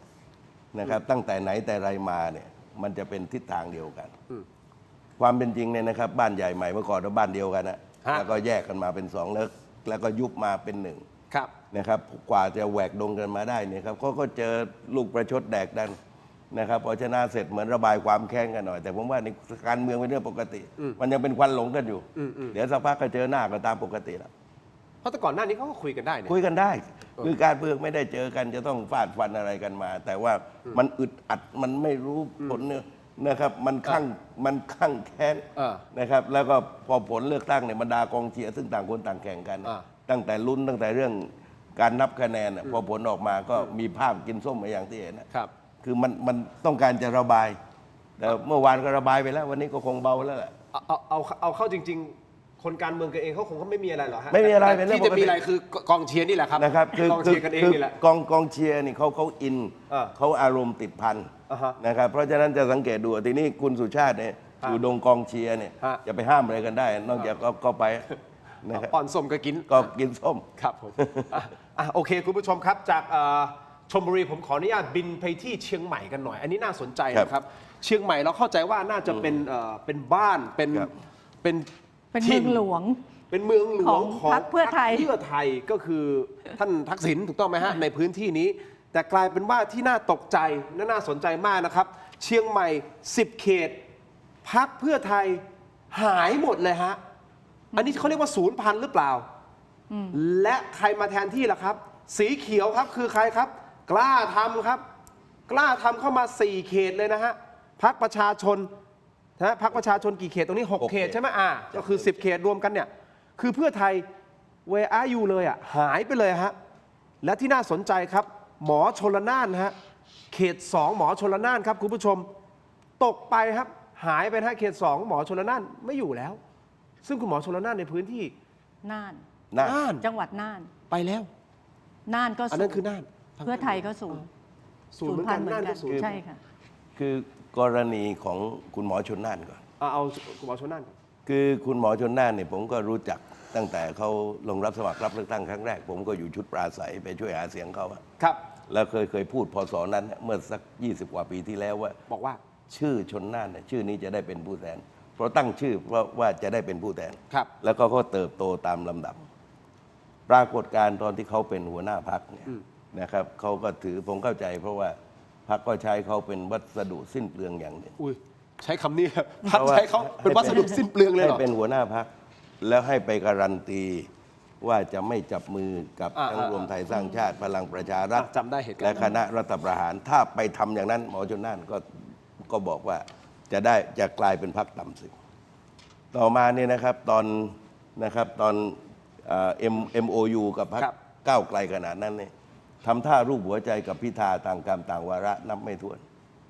พอถึงที่สุดนั้นเนี่ยนะครับพอมันไปถึงทางแยก ครับ นะครับก็คือหมายความว่าต้องฉีก MOU เนี่ยคุณหมอชนน่านก็เป็นคนที่ต้องรับหน้าตั้งแต่ว่ามามินช็อกกับตอนตระบัดสัตว์ข้ามขั้วมา แล้วท้ายที่สุดก็ได้มาเป็นรัฐมนตรีสาธารณสุขแดดเดียว ก็คือเป็นพริบตาเดียว ครับ แล้วในระหว่างทางเขาเจอเรื่องราวต่างๆ มากมาย ครับ นะครับพอเปลี่ยนเขาออกเนี่ยผมว่าใจเขาก็มันก็ไปเหมือนกันนะแต่ว่าความอย่างเขาก็ไม่รู้จะทำยังไง ตอนหลังเขาพยายามกลับเข้าไป ผมก็ดูเนี่ยนะแล้วก็สุดท้ายผลก็ไม่ได้ตามที่หวัง ทีนี้เนี่ยในการต่อสู้เลือกตั้งคนนี้เนี่ยคุณหมอชนน่านเนี่ยเขาจะไม่อยู่ฐานะที่สามเลย แต่ว่ามันเหมือนคนไปรบที่หมดอะไรตายอยากแล้วเนี่ยนะครับคือหมายความไม่รู้จะไปยังไง ก็เดินไปให้ถูกแทงตายในสนามรบจะดีกว่า เอาคะแนนขึ้นมาอีกทีนึงไหมฮะของ คะแนนเขาได้ลำดับ เขต 3 ลำดับ 3 ใช่ลำดับ 3 มาดูกันอีกทีนึงนะฮะเดี๋ยวทีมงานเอาขึ้นมานะครับแล้วเดี๋ยวจะถามอาจารย์นันทนาด้วย คือ ที่กล้าทำขึ้นมาอันดับหนึ่งอ่ะ คือสภาพเขาเนี่ยบ้านของเขาเหมือนพระที่นั่งอนันต์เห็นไหมเขาคือเขาพร้อมทุกประเด็น แล้วเขาเป็นคนที่ชาวบ้านไม่ได้เกลียดอะไร แล้วผมก็ดูว่าปกติระดับเขาเนี่ยจะต้องเดินไปช่วยหาเสียงที่อื่น ครับ ๆนะครับในเวทีของพรรคแต่ครั้งนี้เขาเงียบกริบนะครับถ้าเป็นคนการเมืองแบบผมเนี่ยก็คือว่าแบบเขาเดินออกไม่รู้จะเดินออกจากพรรคยังไงคนเป็นหัวหน้าพรรคเนี่ย ครับ นะครับก็ยอมไม่เดินไปถูกแทงตายคาสนามรบจะได้จบกัน นี่ไงแพ้แบบไม่มีเหตุผลเลย แสดงว่าเขารู้ตัวอยู่แล้ว รู้ระดับเขาไม่ได้ที่ 3 ไม่ได้ คนผ่านหัวหน้าพักเนี่ยครับผ่านรัฐมนตรีระดับเขาเนี่ยนะครับผมดูว่าช่วงหาเสียงเลือกตั้งนี่เขาปรากฏตัวน้อยมากนะ นะครับ ใช่แทบจะไม่เห็นเขาเลย แต่ว่าในทางการเมืองเขาเหมือนใจไปละใจมันหมดเขาเรียกว่าหมดใจ แล้วก็ไปลงสู้แข่งขัน จะเดินออกก็ไม่ได้นะครับเดินไม่ถูกแทงตายในสนามรบโดยผลการเลือกตั้งแบบนี้ซะดีกว่า อาจารย์นันทนาคิดเห็นยังไงประเด็นของคุณหมอชลน่านและเดี๋ยวเราจะไปต่อกันที่เชียงใหม่ที่เป็นเมืองอดีตเมืองหลวงของพรรคเพื่อไทยหายไปเลย คือเดียนมองภาพรวมอ่ะไม่ได้มองเจาะไปที่เขตไหนอะนะคะ อ่า เดียนมองว่าเพื่อไทยเนี่ยเดิมได้ 140 ในปี 66 ตอนนี้เหลือ 70 เศษ 70 ก็คือลดลงครึ่งหนึ่ง ครับ มีปัจจัย 2 อย่างที่ทำให้เพื่อไทยเนี่ยลดความนิยมลงไปแล้วคนมีความรู้สึกว่าเขาไม่อยากจะเลือก อันแรกเลยก็คือเรื่องของการข้ามขั้วซึ่งคนยังจำได้แน่นอน ลองไปดูสิฮะบรรดางูเห่าที่ย้ายพัก เนี่ยรอบนี้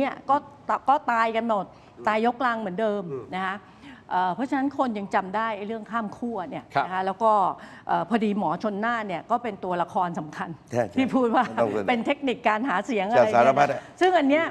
มันก็ทำให้ตัวเขาใช้ทุนของตัวเขาเองไปแล้วมันก็ไปมีทั้งที่เขาเป็นนักการเมืองที่ดีนะคนหนึ่งเขาได้เป็นอะไรคนดีศรีสภาเลยใช่ใช่ใช่ซึ่งอันนี้ก็มันมีผลไงเขามองคนเลือกตั้งสมัยนี้เขามองภาพรวมนะคะปัจจัยที่2ที่เป็นปัจจัยหลักที่ทำให้พรรคเพื่อไทยลดคะแนนนิยมลงไปก็น่าจะเป็นเรื่องไทยกัมพูชาไอ้คลิปอะไรต่ออะไรที่ออกมาเนี่ยมันก็ส่งผลกระทบจริงๆทำให้คนเนี่ยมีความรู้สึกอย่างนั้นเพราะว่าอย่าลืมว่าฐานเสียงของเพื่อไทยเนี่ยอยู่ที่ภาคเหนือกับภาคตะวันออกเฉียงเหนือแล้วภาคอีสานเนี่ยมันก็จะติดอยู่กับชายแดนซึ่งตรงเนี้ยมันทำให้คนจำนวนหนึ่งเนี่ยมีความรู้สึกว่าเขาก็อยากจะเปลี่ยนทางเลือกแล้วมันก็เลยทำให้คะแนนนิยมของพรรคเพื่อไทยเนี่ยน่าจะหมดไปแล้วก็อีกอย่างหนึ่งในกรณีที่ตอนที่ข้ามขั้วไปเนี่ยมันก็เห็นชัดว่ามันน่าจะมีดีลอะไรกันกรณีที่คุณทักษิณกลับมามันก็เลยเหมือนกับว่าเหมือนกับเอาทุนทั้งหมดของพรรคเนี่ยไปเพื่อที่จะแก้ปัญหาของครอบครัวหนึ่งคนหนึ่งก็เลยทำให้คนเขามองลักษณะแบบนี้มันก็คะแนนนิยมเนี่ยก็น่าจะตกลงไปมากๆและในมุมของอาจารย์คืออาจารย์เชนยศชนันท์เข้ามาในช่วงที่เป็นวิกฤตหนักนะครับแล้วกลายเป็นว่าเหมือนกับว่านะว่ากระแสพออาจารย์เชนเข้ามาก็เหมือนกับดีขึ้นกว่าที่เป็นอาจารย์เห็นด้วยกับประเด็นนี้ไหมครับว่าถ้าอาจารย์เชนไม่ได้เข้ามาเนี่ยเพื่อไทยอาจจะตกต่ำมากกว่านี้อีกดิฉันมองว่าอาจารย์เชนเข้ามาเนี่ยเป็นสีสันแล้วก็ทำให้เหมือนกับว่าเพื่อไทยเนี่ยมันมีผู้นำต่อเนื่องนะอะไรประมาณนี้แต่ถ้ามองกลับกันอีกมุมหนึ่งมันก็มองว่าสุดท้ายเนี่ยก็ไม่พ้นครอบครัวนี้ก็จะกลายเป็นมรดกของครอบครัวแล้วเราก็ได้เห็นว่าครอบครัวนี้มันจะกลายเป็นครอบครัวที่แบบสามารถที่จะขึ้นมาเป็นนายกรัฐมนตรีได้ครบทั้งตระกูลแล้วถ้ามองในแง่บวกก็รู้สึกว่ามีคนสืบทอดแต่ถ้ามองอีกมุมหนึ่งก็มองว่าไอ้ที่ข้ามขั้วไปมันก็จะมีปัญหาเพราะครอบครัวนี้แล้วก็ยังมีตัวแทนของครอบครัวนี้เข้ามาอีก มันก็เป็นมุมลบแต่ว่ากระแสที่มันสร้างขึ้นมาทำให้เหมือนกับอาจารย์เชนเนี่ยขึ้นมาโดดเด่นซึ่งมันก็โอเคทำให้คนมองว่าเป็นคนมีคุณภาพแต่สุดท้ายโพลนั้นมันก็ไม่ตรงเลยไงบางโพลก็ให้เพื่อไทยอันดับ1ด้วยซ้ำไปแล้วมันไม่ได้ยืนอยู่บนพื้นฐานความเป็นจริงไอ้ตัวเลขที่ให้มาเนี่ยเราก็เลยสงสัยว่าปัจจุบันนี้โพลเนี่ยมันกลายเป็นเครื่องมือในการสร้างคะแนนนิยมเขาเรียกว่าปั่นกระแสทางการเมืองหรือเปล่ามันก็เลยเกิดกระแสอย่างนี้ขึ้นมาก่อนที่ผมจะไปถามคุณตู่เพราะคุณตู่จะรู้จักเพื่อไทยเป็นดีมากๆนะฮะอีกประเด็นหนึ่งอาจารย์คิดว่าแน่นอนอ่ะทุกคนต้องการเป็นรัฐบาลนะครับแต่คุณตู่เขาค่อนข้างไม่ใช่วิเคราะห์ไว้ก่อนในช่วงทีวีบอกว่ายังไงเนี่ยภูมิใจไทยกับกล้าทำและอาจจะมีการเทียบเชิญประชาธิปัตย์ไม่เอาเพื่อไทยแน่ๆอาจารย์เห็นด้วยกับการวิเคราะห์นี้ไหมฮะในการจัดตั้งรัฐบาลครั้งนี้บวกกับพรรคเล็กๆด้วยนะบวกกับพรรคเล็กๆคือการเมืองไทยอะไรก็เกิดขึ้นได้แล้วเราก็ไม่เคยเห็นมิตรแท้ศัตรูถาวรในการเมืองไทยก็สามารถที่จะวันนี้ตบกันพรุ่งนี้จูบกันได้มันมีความเป็นไปได้ แต่ณนาทีนี้เนี่ยถ้าให้วิเคราะห์เนี่ยแผลมันยังสดอยู่แล้วก็สิ่งที่พรรคภูมิใจไทยทำมันส่งผลกระทบต่อเพื่อไทยและสิ่งที่เพื่อไทยทำเนี่ยมันส่งผลกระทบต่อภูมิใจไทยมันก็อาจจะยังไม่ใช่ช่วงเวลาที่เหมาะนักแต่อาจจะไปปรับครม.กันในวันข้างหน้าแต่ที่สำคัญก็คือ70เสียงเนี่ยอย่างน้อย 7-8 เก้าอี้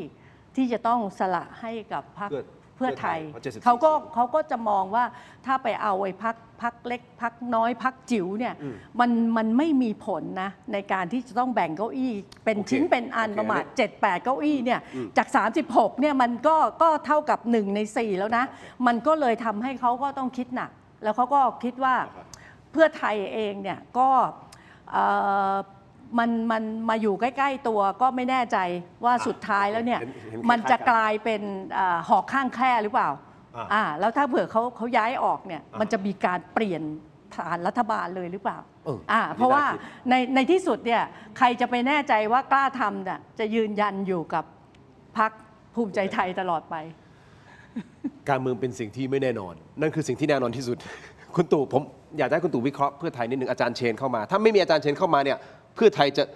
ดรอปกว่านี้อีกไหม74 เสียงน่ะ เอาเชียงใหม่ก่อนนิดถึง เอาเชียงใหม่ก่อน เชียงใหม่นี่เป็นบทเรียนสำคัญเดิมเนี่ยนะครับใครตีแตกยากมากที่สุด ครับ จนกระทั่งวันหนึ่ง ตอนทำประชามติรัฐธรรมนูญ60 นี่แหละนะครับทั้ง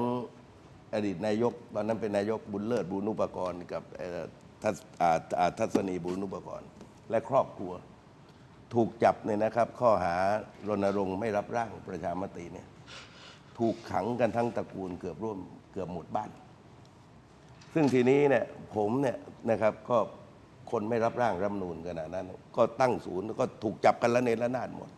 ทีนี้เนี่ยตอนในพวกนี้ก็ถูกจับเนี่ยผมไปเยี่ยมทุกวันนะอยู่ในกรุงเทพที่มทบ11เนี่ย ครับ ส่งอาหารไปให้ทุกวัน แล้วก็บอกน้องๆทหารช่วยเขาไม่ให้เยี่ยมตรงอะเอาโทรศัพท์ไปให้พูดคุยทุกวันวันหนึ่งเนี่ยนะครับพักก็ไปส่งอีกคนหนึ่งนะครับซึ่งผมเองก็เห็นว่าเฮ้ยเขาถูกจับแล้วคุณทิ้งเขาอะนะครับและเขาไม่ซัดทอดคุณเลย ถ้าเขาซัดทอดคุณในวันที่ถูกรัฐประหารในพรรคก็ถูกยุบนะดังนั้นเนี่ยครับเขามาพบผมเนี่ยอยู่ในเหตุการณ์เนี่ยผมก็ทนไม่ได้เขาไปช่วยเขาปรากฏว่านี่นะครับพรรคเพื่อไทยยกทัพทั้งพรรคมาสู้กับผมอะซึ่งยังไงท้ายสุดเขาชนะแต่ชนะนะครับไปกลับชนะกันที่หลักหมื่นเนี่ยนะครับซึ่งก็ความจริงก็ดูเหมือนว่าชนะลำพองใจแต่ลืมไปว่าพอเลือกตั้งผู้แทนนะครับมันจะกลายเป็นคนเรื่องเขาไปเสียที่นั่งให้กับพรรคก้าวไกลถึง7 ที่นั่งอันเป็นผลกันนั้นตั้ง300,000 ปลายกับ400,000 กว่าตอนเลือกตั้งนายกอบจชนะแต่ว่าลืมนึกไปนะครับครั้งที่ผ่านมาเนี่ยพรรคก้าวไกลได้7ครับเพื่อไทยเหลือ2 คนจุลพันธ์ในชนะมา200 กว่าคะแนนนะครับและอีกเขตเป็นของพลังประชารัฐพอเลือกตั้งคราวนี้ที่ศูนย์พันในจังหวัดเชียงใหม่ศูนย์พันไปเลยนะครับถามว่ากล้าทำเข้ามาได้ไงกล้าทำในนามพลังประชารัฐเนี่ยเขามา1อยู่แล้วและผู้กองเขาเป็นคนพะเยาคนเหนืออยู่แล้ว และเขาก็รู้จักพื้นที่เป็นอย่างดีนะครับเพราะฉะนั้นพอผมดูการออกแบบการต่อสู้ในสนามการเลือกตั้งเนี่ยนะครับคนที่จะเป็นลมนั้นเนี่ยนะครับคือนายกอบจก็เป็นของพรรคเพื่อไทยอยู่นะครับแต่ว่า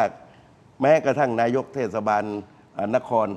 นะครับเชียงใหม่ก็เป็นคนของพรรคเพื่อไทยอยู่แต่ว่าผลลัพธ์นี่ออกมาเนี่ยที่คาดกันไม่ถึงพรรคเพื่อไทย0,000นั้นนะครับเป็นเรื่องที่พอที่จะรื้อคนกันได้ แต่ให้เป็นหน้าที่ของพรรคเพื่อไทยนะครับผมจะไปช่วยเขาทุกเรื่องก็ดูกันเลย ทีนี้เอาอาจารย์เชนมาเนี่ยนะครับผมถามว่าอาจารย์เชนทำให้ได้74ถ้าไม่มีอาจารย์เชนจะต่ำกว่านี้หรือเปล่าคือจะไปโทษเขาก็ไม่ได้เพราะว่าหลักคิดของนะครับหลักคิดเดิมเนี่ยนะครับที่เคยทำให้คุณยิ่งลักษณ์สำเร็จ47 วันครับมันทำให้เข้าใจว่าเอาคนที่ไม่เคยเข้ามาในทางการเมืองมาก่อนไม่เป็นที่รู้จักนะครับมาถึงก็ได้เป็นแต่ลืมนึกไปว่าไอ้รอบที่คุณยิ่งลักษณ์เข้ามาเนี่ยคนเสื้อแดงเอาชีวิตไปแลกให้เป็น100นะบาดเจ็บ 2,000นะมาถึงมันก็เติมได้ต่อมาตอนคุณนุ๊กยิ่งกิจก็เหมือนกันก็ไม่ได้ผ่านเรียงกันตามลำดับคือการเมืองมันต้องมาเป็นสสมาเป็นรัฐมนตรีมันต้องเรียนรู้ดินะครับก็แพ้เลือกตั้งแต่ได้เป็นนายกรัฐมนตรีก็อาจจะคิดนั่นเองมาครั้งนี้คุณยศนันท์ซึ่งความจริงเขาพยายามจะลงเลือกตั้งครั้งหนึ่งนะครับปรากฏว่ามันเป็นโมฆะถูกยึดอำนาจก็มาแบบลักษณะเดิมอีกไม่ถอดด้ามมาความจริงถ้าคุณยศนันท์เนี่ยมาถูกที่ถูกเวลาเนี่ยเขาอาจจะเป็นผู้นำที่ดีก็ได้โดยบุคลิกภาพของเขานะครับคือเขาไม่ได้พกครอบครัวมาอะไรมาแต่ว่าเขามาผิดที่ผิดเวลานะครับแล้วก็แม้ว่าไม่ใช่ยศนันท์ผลการเลือกตั้งครั้งนี้มันต้องจบลงอย่างนี้อยู่แล้วคือคนไทยเนี่ยนะครับคนที่ไปเลือกพรรคเพื่อไทยเนี่ย1เขาเลือกเพราะจุดยืนทางการเมืองนะ2เลือกเพราะผลงานเป็นที่ประจักษ์นะครับเรื่องนโยบายในใครก็พูดได้นะครับแต่ว่าคนพูดได้คิดใหญ่ทำเป็นมีแต่เขาแต่ปรากฏว่าจุดยืนการเมืองระบาดสัตว์ข้ามขั้วมันไปบาดลึกหัวใจคนนะครับไอ้คลิปเสียงอังเคิลเนี่ยมันไปอยู่ในใจคนนโยบายไม่ได้เนี่ยนะครับเต็มข้อแม้แต่เพียงข้อเดียวนั้นเนี่ยนะครับมันไปทำลายจุดแข็งเขาหมดคือแม้ว่าเขาเนี่ยนะครับจะจัดเวทีเต็มรูปแบบ นะครับ แต่ว่าเราก็เป็นมือปราศัยอยู่นั้นก็เห็นอยู่แล้วว่านะครับคนมาฟังเขามากันยังไงนะครับทีนี้เนี่ยนะครับเขาทำทุกอย่างที่ไม่เคยทำท่าจะสปีดแต่ว่ามันพูดยังไงว่าคนมันกินน้ำเห็นปลิงซะแล้วภาษาสุนทรภู่คือหมายความว่าไม่สามารถที่จะไปเลือกได้อีกต่อไป งั้นผมถามคุณตู่เลยครับที่พูดมาทั้งหมดวิเคราะห์มาทั้งหมดเนี่ยเพื่อไทยในอนาคตมันจะค่อยๆหายไปแล้วป่ะ ก็เป็นธรรมชาติแบบพรรคประชาธิปัตย์เคยโดน เหมือนชาติไทยเคยโดนเห็นไหมเวลาของพวกนี้เวลาไปแล้วไปรับนะการเมืองนี่ก็เรื่องที่แปลก แสดงว่าดึงกลับมายากแล้วตอนนี้ คือถ้ายกเว้นนะเขาต้องรีโนเวทกันขนาดใหญ่ ก็รอท่านทักษิณออกมา ก็เห็นอยู่แล้วก็คุณความจริงคุณทักษิณถ้ามันไม่มีเหตุใดๆนะเขาอยู่ในคุกคะแนนมันต้องกระเตื้องนะครับมันเห็นนะถ้าความศรัทธาผู้นำอยู่ในคุกเนี่ยโอ้โหมันยิ่งใหญ่มากนะครับแต่ว่าพอสถานการณ์นี้มันไม่ใช่แล้ว คือผมมองว่านะครับคะแนนเขาหายไปครึ่งหนึ่งนะครับจาก141แต่ว่าถ้านับปี 44นะครับหรือปี 48เขาหายไป300นะเดิมเนี่ยเขาได้377นะครับมันศรัทธามันศูนย์แล้วก็ทีนี้เนี่ยนะครับแล้วเราก็ดูว่าครั้งนี้เนี่ยนะครับในแต่ละจุดพื้นที่ที่เขาไม่ควรจะเสียเชียงใหม่อย่างเงี้ยนะครับเมืองหลวงของเขาเมืองโอ้โหมันไปตรงไหนก็เป็นสัญลักษณ์แต่ลืมนึกไปว่าตอนที่ต่อสู้กันนั้นคนเชียงใหม่มาร่วมต่อสู้กันอย่างมโหฬารที่สุดนอกเหนือจากคือบริบทเมื่อก่อนเนี่ยนะครับทีมอบจทีมพื้นที่กระบวนการคนเสื้อแดงของพรรคเนี่ยมันเป็นน้ำหนึ่งใจเดียวแต่พอเนี่ยนะครับพอหลักคิดที่มันแยกสลายกันเนี่ยแล้วพอไปกระทำอย่างนู้นมันย่อยแล้วย่อยอีกย่อยอีกย่อยแล้วนะครับท้ายที่สุดแม้กระทั่งปฏิบัติการเวทีวันสุดท้ายที่สนามหัดสดิน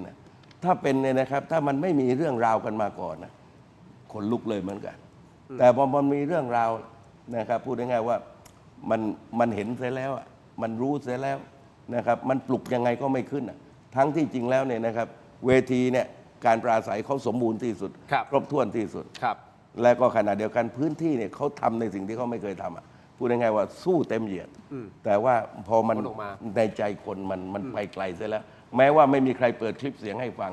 แต่คลิปมันอยู่ในหัวใจของคนไปเสียแล้วเชียงใหม่ 0,000 ครึ่งหนึ่งไปอยู่กับกล้าท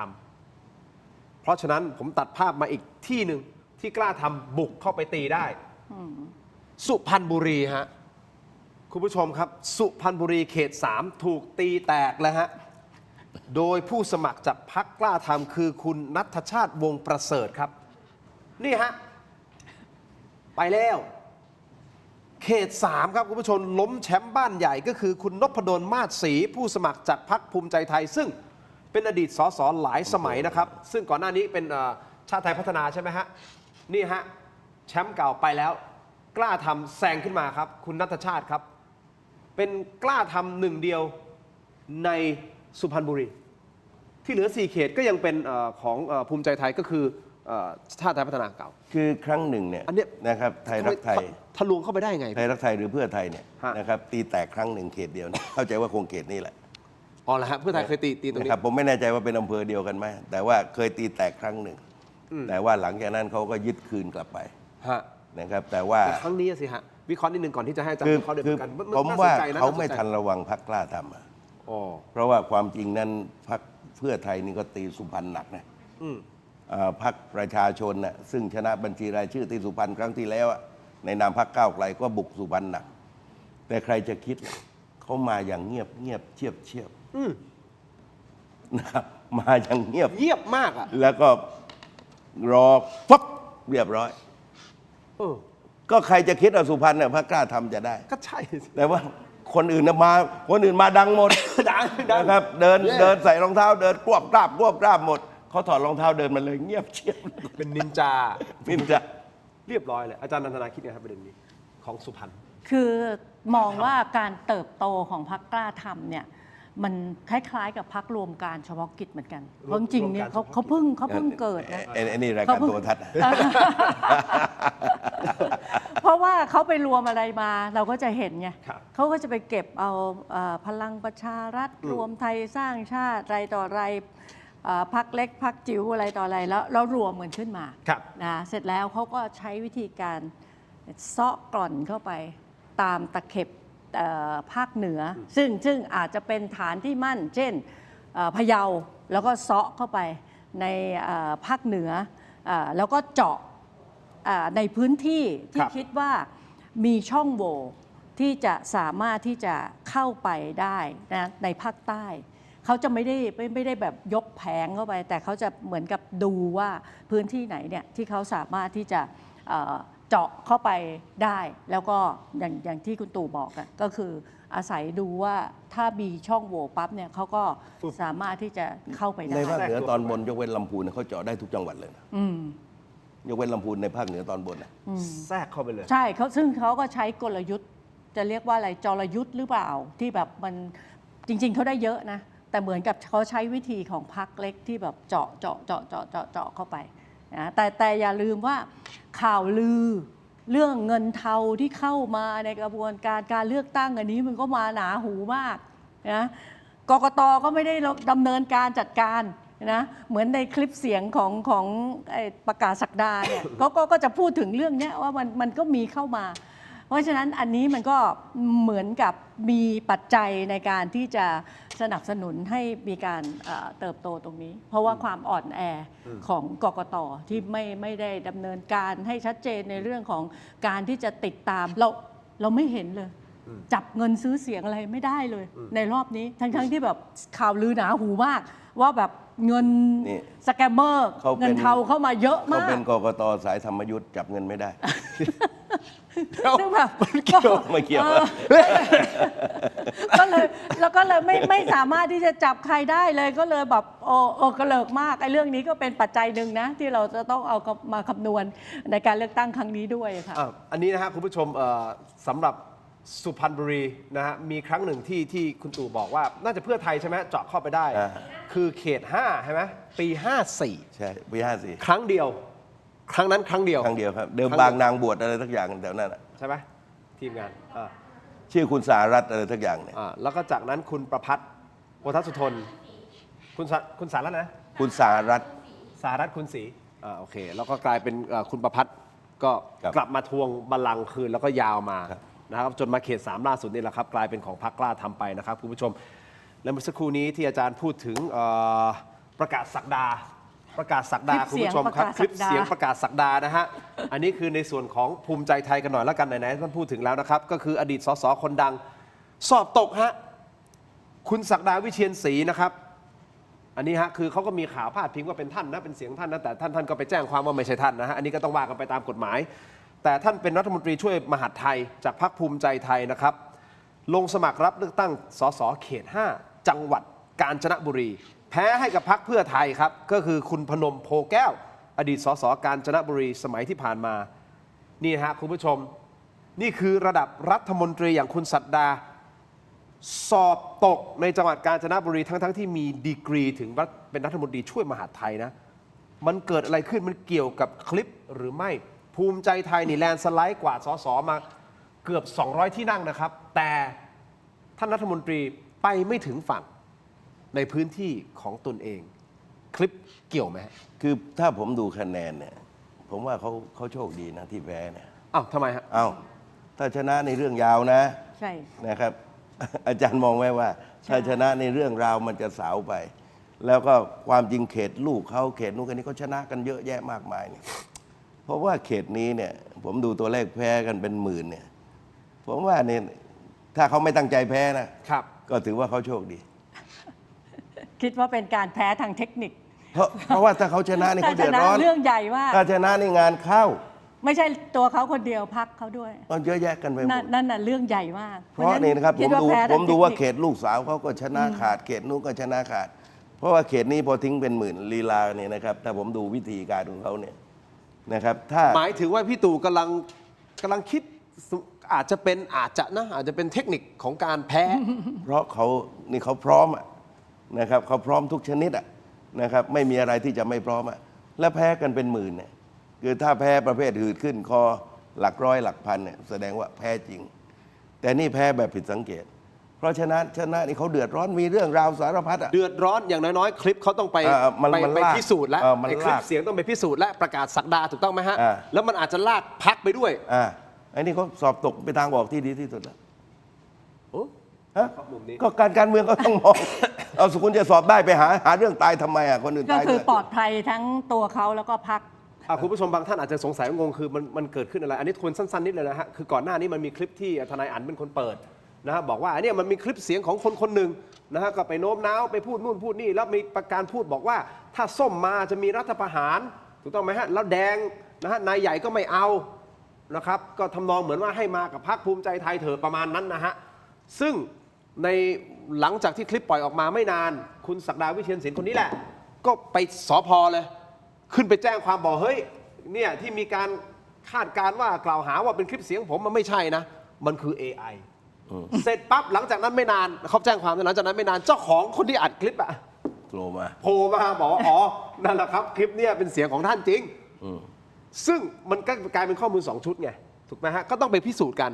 เราไม่ฟันธงเราไม่ยืนยันว่าเป็นของใครแล้วจริงไม่จริงยังไงสุดท้ายก็ต้องว่ากันตามกระบวนการแต่พี่ตู่กำลังวิเคราะห์ว่าที่ถ้าแพ้กันขนาดนี้มันแพ้ทางเทคนิคหรือเปล่าระดับเขาเนี่ยมันแพ้แบบนี้ไม่ได้โอเคนะครับคือถ้าเขาสู้จริงมันต้องแพ้หลักร้อยหลักพันแพ้เป็นหมื่นเนี่ยโชคดีที่แพ้เพราะว่าถ้าชนะเนี่ยซวยแสดงพี่ตู่มองว่าซวยเพราะว่าถ้าชนะนี่สวยพอแพ้จะโยดีใจหลอดตายแล้วกู คือในคลิปเสียงเนี่ยเขาสร้างโจทย์เอาไว้ 2-3 พรรคเลยใช่ไหมทั้งพรรคพลังพรรคประชาชนพรรคเพื่อไทยแล้วพรรคเขาเองด้วยที่เขาตบท้ายว่าใจดำเหลือเกินสมมติเราเข้าไปตั้งเป็นรัฐมนตรีก็เหนื่อยเพราะจะถูกอภิปรายถูกนะครับเป็นผู้แทนราษฎรก็จะถูกเดินทางสอบต่อเรื่องราวมากมายแล้วถ้าสมมติเกิดคลิปเกิดมีการพิสูจน์จริงๆว่ามันเป็นอะไรสักอย่างหนึ่งไม่เป็น AI นะเป็นของจริงนะอะไรเงี้ยเกิดงานเข้าอีกเพราะฉะนั้นเนี่ยผมว่าเพราะถ้าดูเขตอื่นๆเนี่ยนะครับที่เขาชนะเขาชนะมา3เขตนะครับแล้วลูกเขาก็ชนะอะไรชนะแต่ถ้าผมวิเคราะห์เนี่ยไอ้คะแนนทิ้งเป็นหมื่นเนี่ยผมว่าโชคดีแล้วเขาแสวงหาความโชคดีคนที่ออกมาบอกว่ายืนยันว่าคลิปคือคลิปจริงเนี่ยคือสจ.ตูนซึ่งมีภาพวันแถลงข่าวด้วยนะครับก็นั่งถ้าผมจำไม่ผิดนั่งกับท่านชูศักดิ์ศิรินินของพรรคเพื่อไทยด้วยใช่ไหมใช่นั่งกับท่านชูศักดิ์เลยอธิบายเลยว่าเนี่ยผมเป็นคนอัดแล้วครับผมเป็นคนพูดและที่อัดไว้ก็เพราะว่าป้องกันตัวเองเพราะก่อนหน้านี้มันมีการแบบทำนู่นทำนี่ซึ่งผมก็ต้องป้องกันตัวเอง แล้วก็ยืนยันว่าเขาเป็นคนอัดคลิปจริงนะครับอันนั้นนี่ก็เป็นทางออกที่ดีที่สุด เพราะฉะนั้นนะฮะข้อมูลเพิ่มเติมครับคุณศักดาเดิมทีเป็นสสเขต 4 เมื่อตอนเลือกตั้งปี 2566 นะครับแต่เลือกตั้งรอบนี้ย้ายมาลงเขต 5 ส่วนเขต 4 เนี่ยเขต 4 เดิมของเขานะครับของท่านเนี่ยก็มอบให้ลูกสาวก็คือคุณวิชุดาวิเชียรศิลป์ที่เคยชนะตอนเลือกตั้งซ่อมลงแทนครับซึ่งคุณวิชุดาก็ชนะลอยลำเลยนะฮะแต่ตัวคุณศักดารัฐมนตรีช่วยมหาดไทยแพ้เป็นหมื่นเสียงซึ่งทีนี้เขาว่ามันไม่สมศักดิ์ศรีเขาก็เป็นวิธีการของเขานี่มันก็แปลกหลายเรื่องเหมือนตอนเขาเป็นอธิบดีกรมน้ำบาดาลนะครับแล้วมีเรื่องกับสสพรรคเพื่อไทยแล้วฟ้องจนกระทั่งสสพรรคเพื่อไทยมุกดาหารเนี่ยติดคุก6 ปีนะทีนี้แล้วก็ที่บางคนก็ฟ้องคดีหมิ่นประมาทเช่นคุณจิรายุห่วงทรัพย์เนี่ยชื่อก็ได้ต่อมาใครวันหนึ่งว่าเขาจะลงการเมืองเขาจะเข้ากับพรรคเพื่อไทยเห็นไหมเพราะว่าเขาเอาพรรคเพื่อไทยสสติดคุกแต่มาอยู่นะครับไอ้จิรายุก็ถูกฟ้องไปที่3 จังหวัดชายแดนภาคใต้เองสังเกตด้วยจิรายุว่าพศนั้นก็ฟาดหัวฟาดงาพอสมควรครับเห็นไหมเขาคิดเอาแทนที่ว่าถ้าเขาจะไปเล่นการเมืองเนี่ยเขาจะเข้าพรรคกับโจทย์เต็มมาในพรรคว่าเห็นไหม เขาหลักคิดเขาแปลกไงเพราะฉะนั้นเวลาวิเคราะห์การเมืองกับคนหลักคิดแบบนี้ก็เป็นศิลปะอย่างหนึ่งนะโอเคต่อจากพรรคนี้คุณผู้ชมครับขออนุญาตไปที่พรรคเล็กแล้วก็พรรคเล็กที่น่าสนใจครับคุณผู้ชมเรามีตัวเลขใช่ไหมมีไหมกลายเป็นม้ามืดครับเมื่อพรรคเล็กนอกสายตานะฮะไทยรวมพลังกวาดเก้าอี้สสอุบลราชธานีได้ถึง4 เขตนะฮะจากเลือกตั้งทั้งหมด11 เขตนะครับแถมยังชิงสสเขตมาได้อีก1 เก้าอี้ในแดนสตอของจังหวัดสุราษฎร์ธานีรวมทั้งปาร์ตี้ลิสต์อีก1 เก้าอี้ทำให้เข้าไปในสภาแบบชิลๆชนิดหักปากกาเซียน6 คนฮะเข้าไป6 คนเลยนะครับไทยรวมพลังส่วนประชาชาติเนี่ยจากเดิมเขามี9ใช่ไหมครับจากครั้งที่แล้วเนาะประชาชาติลงมาเหลือ5 พลังประชารัฐเป็น 5 พรรคเศรษฐกิจนะฮะที่เขาชูพลเอกรังสีนะครับท่านพลเอกรังสีเนี่ยท่านพลเอกรังสีไม่ได้นะเพราะพลเอกรังสีรายชื่อเนี่ยอยู่อันดับ 10ลำดับ 10 แต่ว่าเศรษฐกิจเนี่ยได้ 3 คนนะครับส่วนพรรคเพื่อชาติ 2 ครับรวมไทยสร้างชาติ 2 ครับไทยสร้างไทยของคุณหญิงสุดารัตน์ 2 ครับไทยทรัพย์ทวี 1 ฮะ ชื่อนี้ไม่เคยได้ยิน ไม่เคยได้ยินนะเอาด้วยความเคารพท่านนะฮะแต่ว่า พรรคเพื่อชาติไทยเนี่ยก็ไม่ได้ยินไม่เคยได้ยินนะสอง แล้วก็มีพรรคใหม่ พรรคใหม่นี่ก็ พรรคใหม่1ฮะแล้วก็มีพรรคมิติใหม่1ครับแล้วก็มีพรรครวมใจไทย1ครับประชาธิปไตยใหม่1ครับทางเลือกใหม่ทางเลือกใหม่นี่คือพรรคของคุณเต้มงคลกิจ สุขสินธารานนท์แต่คนที่เข้านี่ไม่ใช่คุณเต้นะฮะแต่เป็นหัวหน้าพรรคใช่ไหมเป็นหัวหน้าพรรคแต่ไม่ใช่คุณเต้ คุณเต้ลำดับ 3 ลำดับ3ใช่ครับ แต่ว่าลำดับ 1ในข่าวก็บอกว่าป่วยอยู่ ป่วยแล้วฮะ เขาก็ระวังไม่ให้คุณเต้ไปเยี่ยมกลัวไปเหยียบสายออกซิเจน พูดเล่นเต้ ทางเลือกใหม่ แต่ว่าถือว่าเป็นความหวือหวา ฮะ การหาเสียงรอบนี้ไม่มีใครไม่รู้จักเต้มัน อ๋อใช่ ดังที่สุด ใช่แต่งงานกับอะไรนะมนุษย์ต่างดาว อ่า ไปเปิดเซ็นทรัลสาขาดาวอังคาร เดี๋ยวถ้ามีโอกาสจะไปเรียนถามเซ็นทรัลท่านผู้บริหารนะ เลี้ยงไดโนเสาร์ เลี้ยงไดโนเสาร์ด้วย ผู้หญิงมีสามีได้ 4 คน มีวันได้สิ สารพัดหวือหวานะครับมีสัญญาณเตือน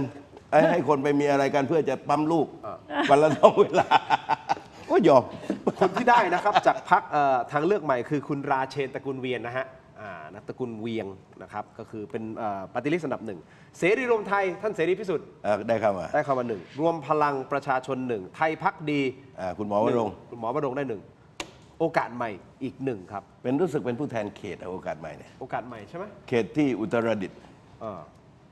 น่าจะนี่ฮะคุณผู้ชม ชื่อคุณรจรินเป็นผู้หญิงไหม สุดๆฮะสุดๆและแน่นอนคุณผู้ชมครับ นอกเหนือจากพรรคเล็กพรรคน้อยที่เข้ามานะฮะมีบทบาทในสภาของเราแล้วนะครับคุณผู้ชมครับ แต่มีอีก 44 สส หรืออดีต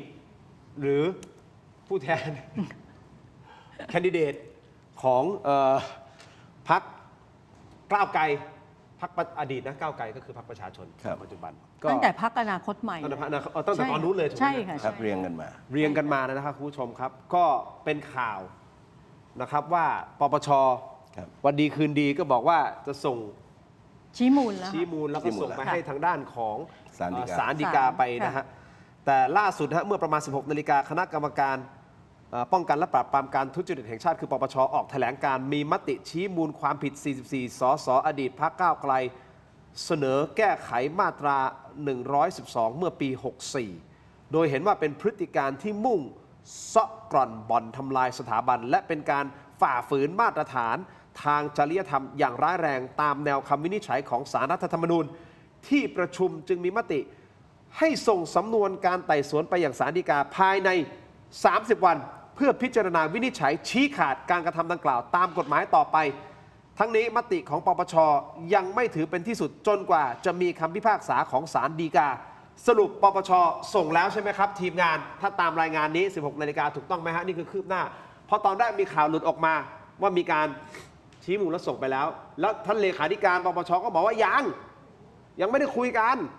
แต่ตอนนี้ชัดเจนแล้วว่ามีมติแล้วนะ ส่งแล้วนะ อาจารย์ คือ นันทนา ชี้มูลแล้วยังไงเนี่ยก็ต้องส่งภายใน 30 วัน ครับ ไม่ส่งวันนี้ก็ต้องส่งพรุ่งนี้ภายใน 30 วันเนี่ยค่ะ อาจารย์ ค่ะ ทำไมมันเป็นช่วงจังหวะนี้พอดีหนึ่ง ก็ วัน ไม่แน่ใจว่าปปช ผมได้ข่าวนี้ก็คือเมื่อคืนนี้ตอนที่เขากำลังเริ่มนับคะแนนกันอยู่ ใช่ อาจารย์วิเคราะห์ยังไง ไม่ใช่เรางงกันนะคนงงกันทั้งประเทศ ว่าทำไมปปชทำงานวันอาทิตย์ด้วยเหรอ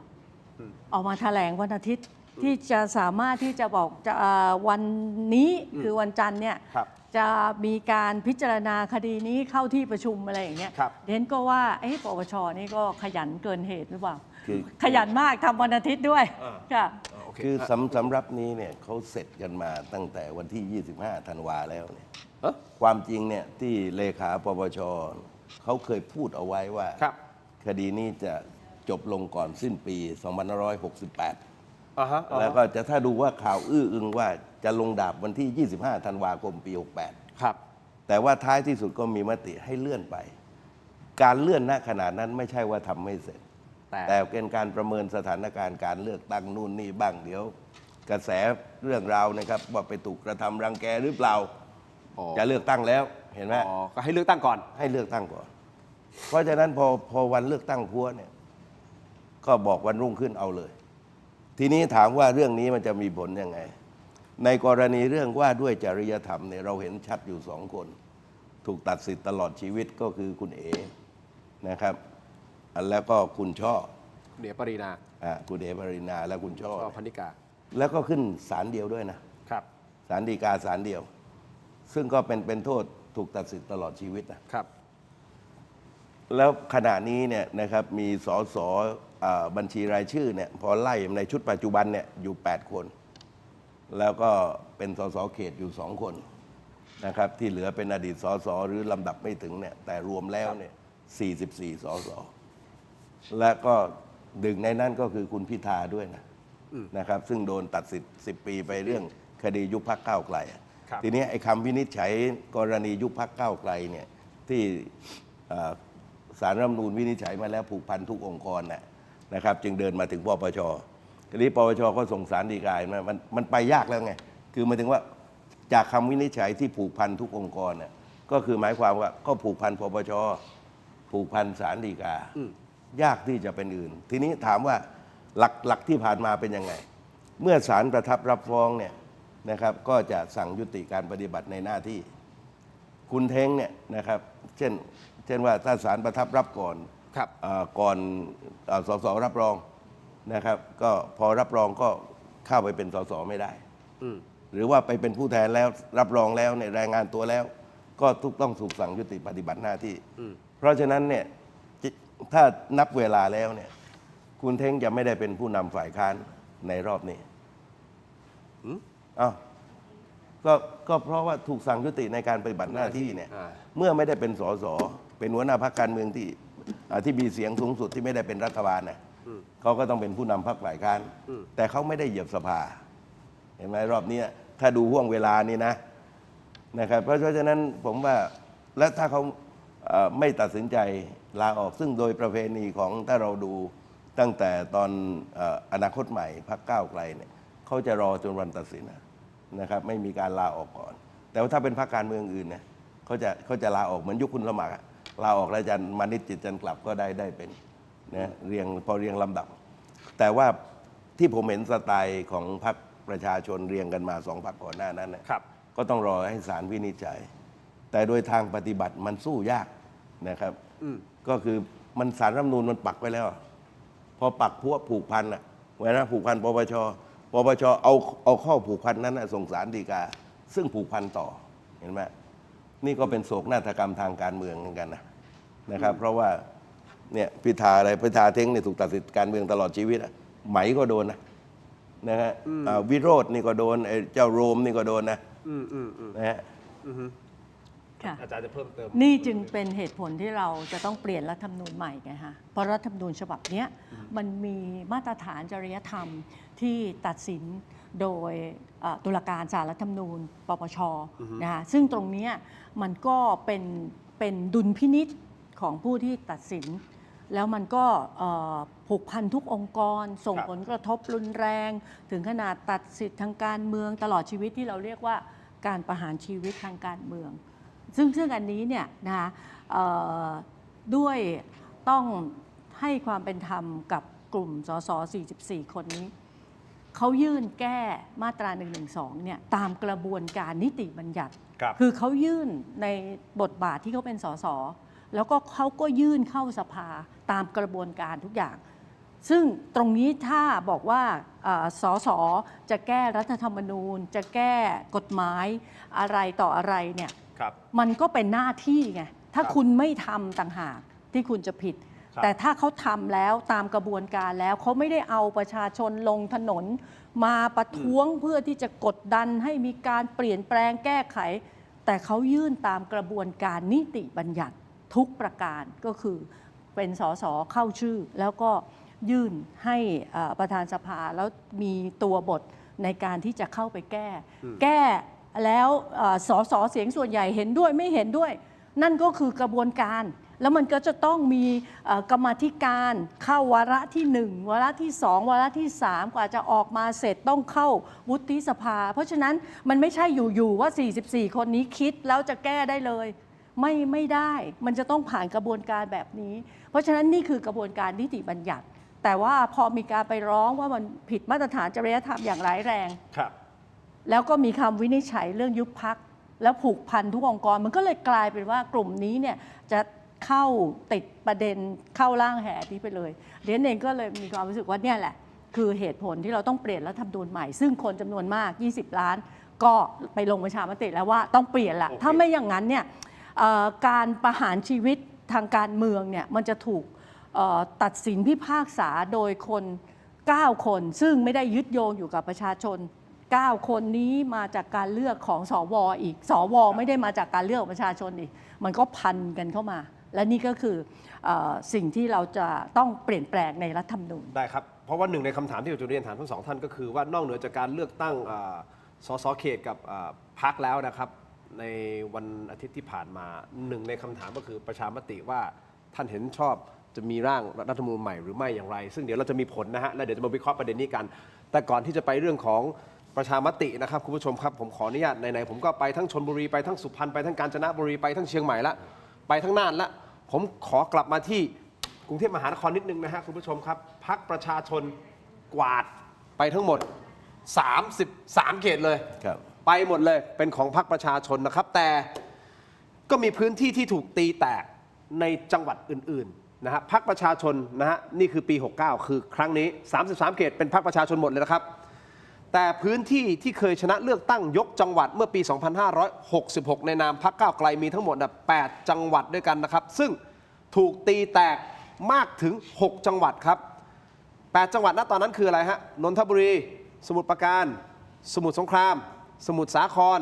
ระยองตราดจันทบุรีและภูเก็ตนะครับแต่ครั้งนี้พรรคประชาชนรักษาพื้นที่เอาไว้ได้เพียงแค่2จังหวัดเท่านั้นก็คือนนทบุรีและสมุทรสงครามมันกลายเป็นคำถามที่เกิดขึ้นว่าอันนี้คือบ้านใหญ่เขารวมพลังกันเอาง่ายๆคล้ายๆกับชลบุรีหรือเปล่าโมเดลชลบุรีหรือเปล่าแผนแก้เกมใหม่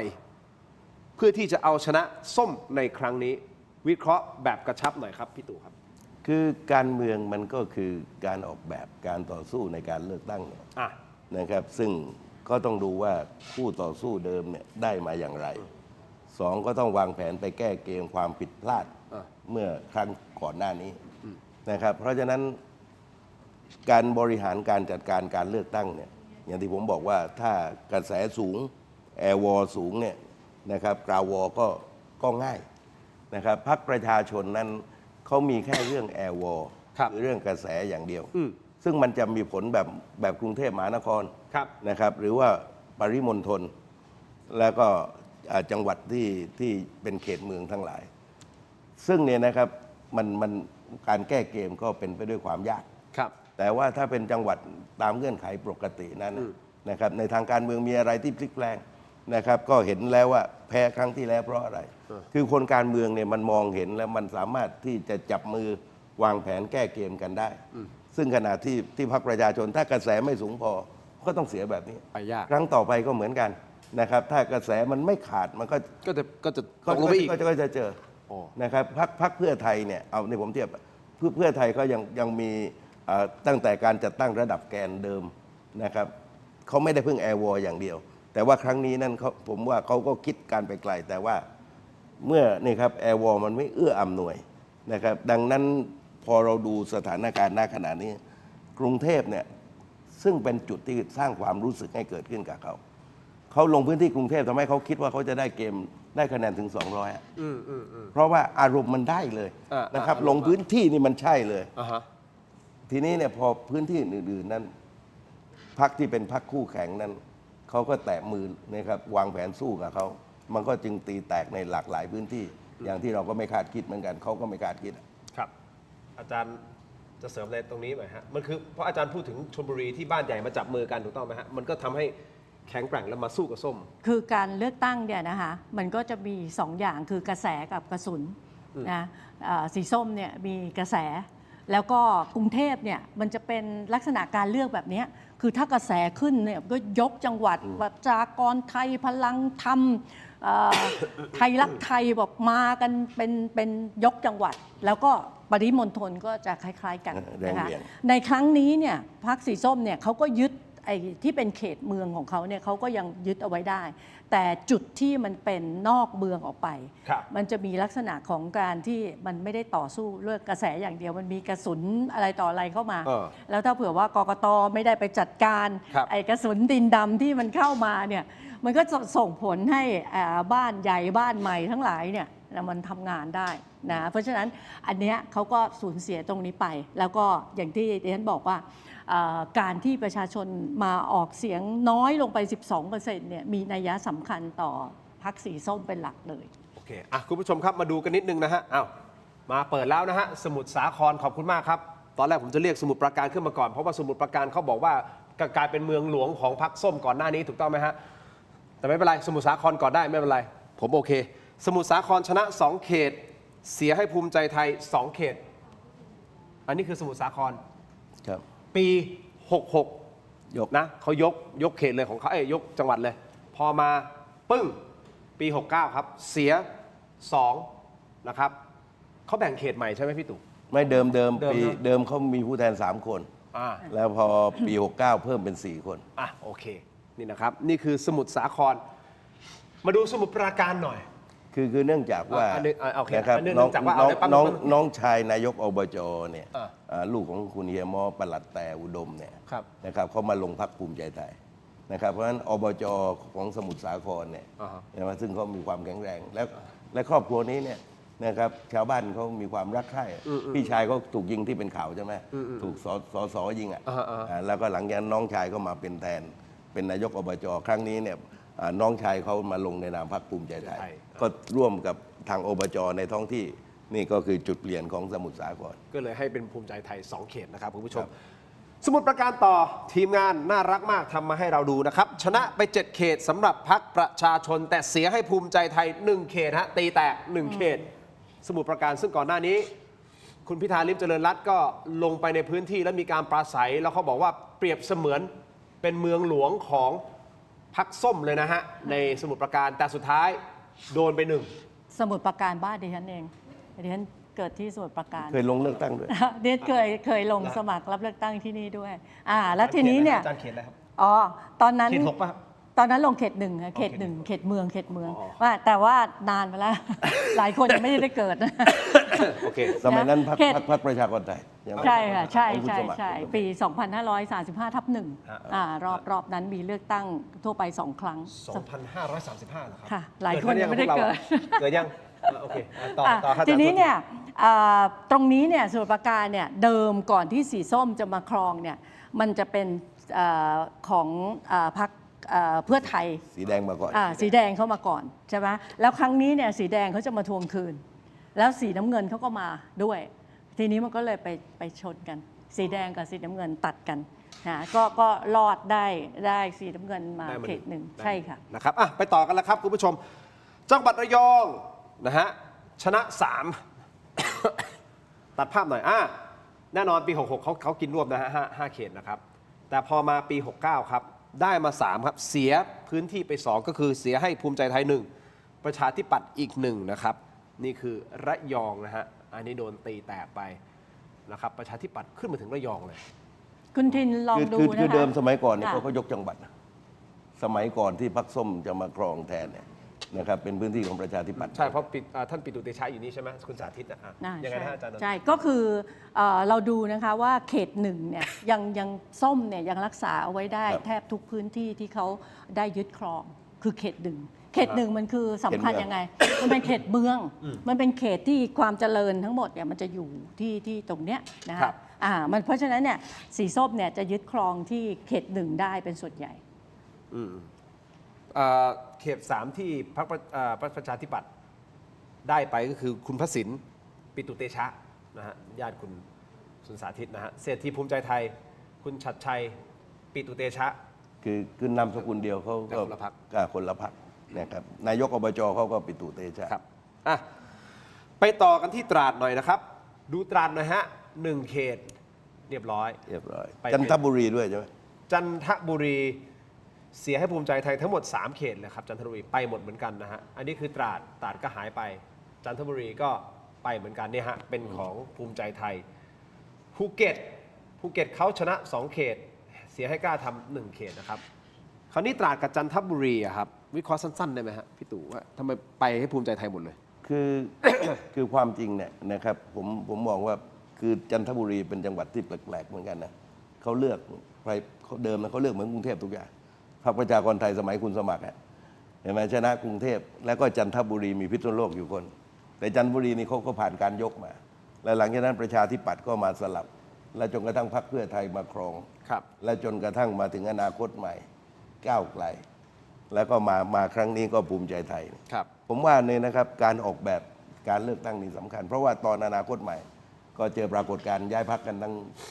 เกือบหมดจังหวัดเหลือคนเดียว ผมว่าเนี่ยครับการตีแตกที่จันทบุรีนั่นผมว่าเขาคงจะเห็นปัญหาเหมือนที่ตราดเหมือนกัน การคัดเลือกคนที่มันมีแรงที่เบียดกันได้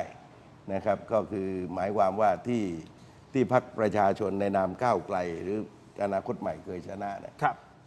คือสิ่งหนึ่งที่เรามองเห็นก็คือว่าระหว่างผู้เลือกกับผู้ถูกเลือกนั้นนะไม่ค่อยได้ปฏิสัมพันธ์หรอกแต่เป็นเรื่องกระแสพรรคแต่ว่าพอพรรคคู่แข่งเนี่ยเขาเน้นในการพบปะผู้คนหรือการบริหารการจัดการมากขึ้นเนี่ยไอ้นั่นก็คือจุดเปลี่ยน ทั้งที่จริงอารมณ์เดียวกับกรุงเทพเลยจังหวัดนี้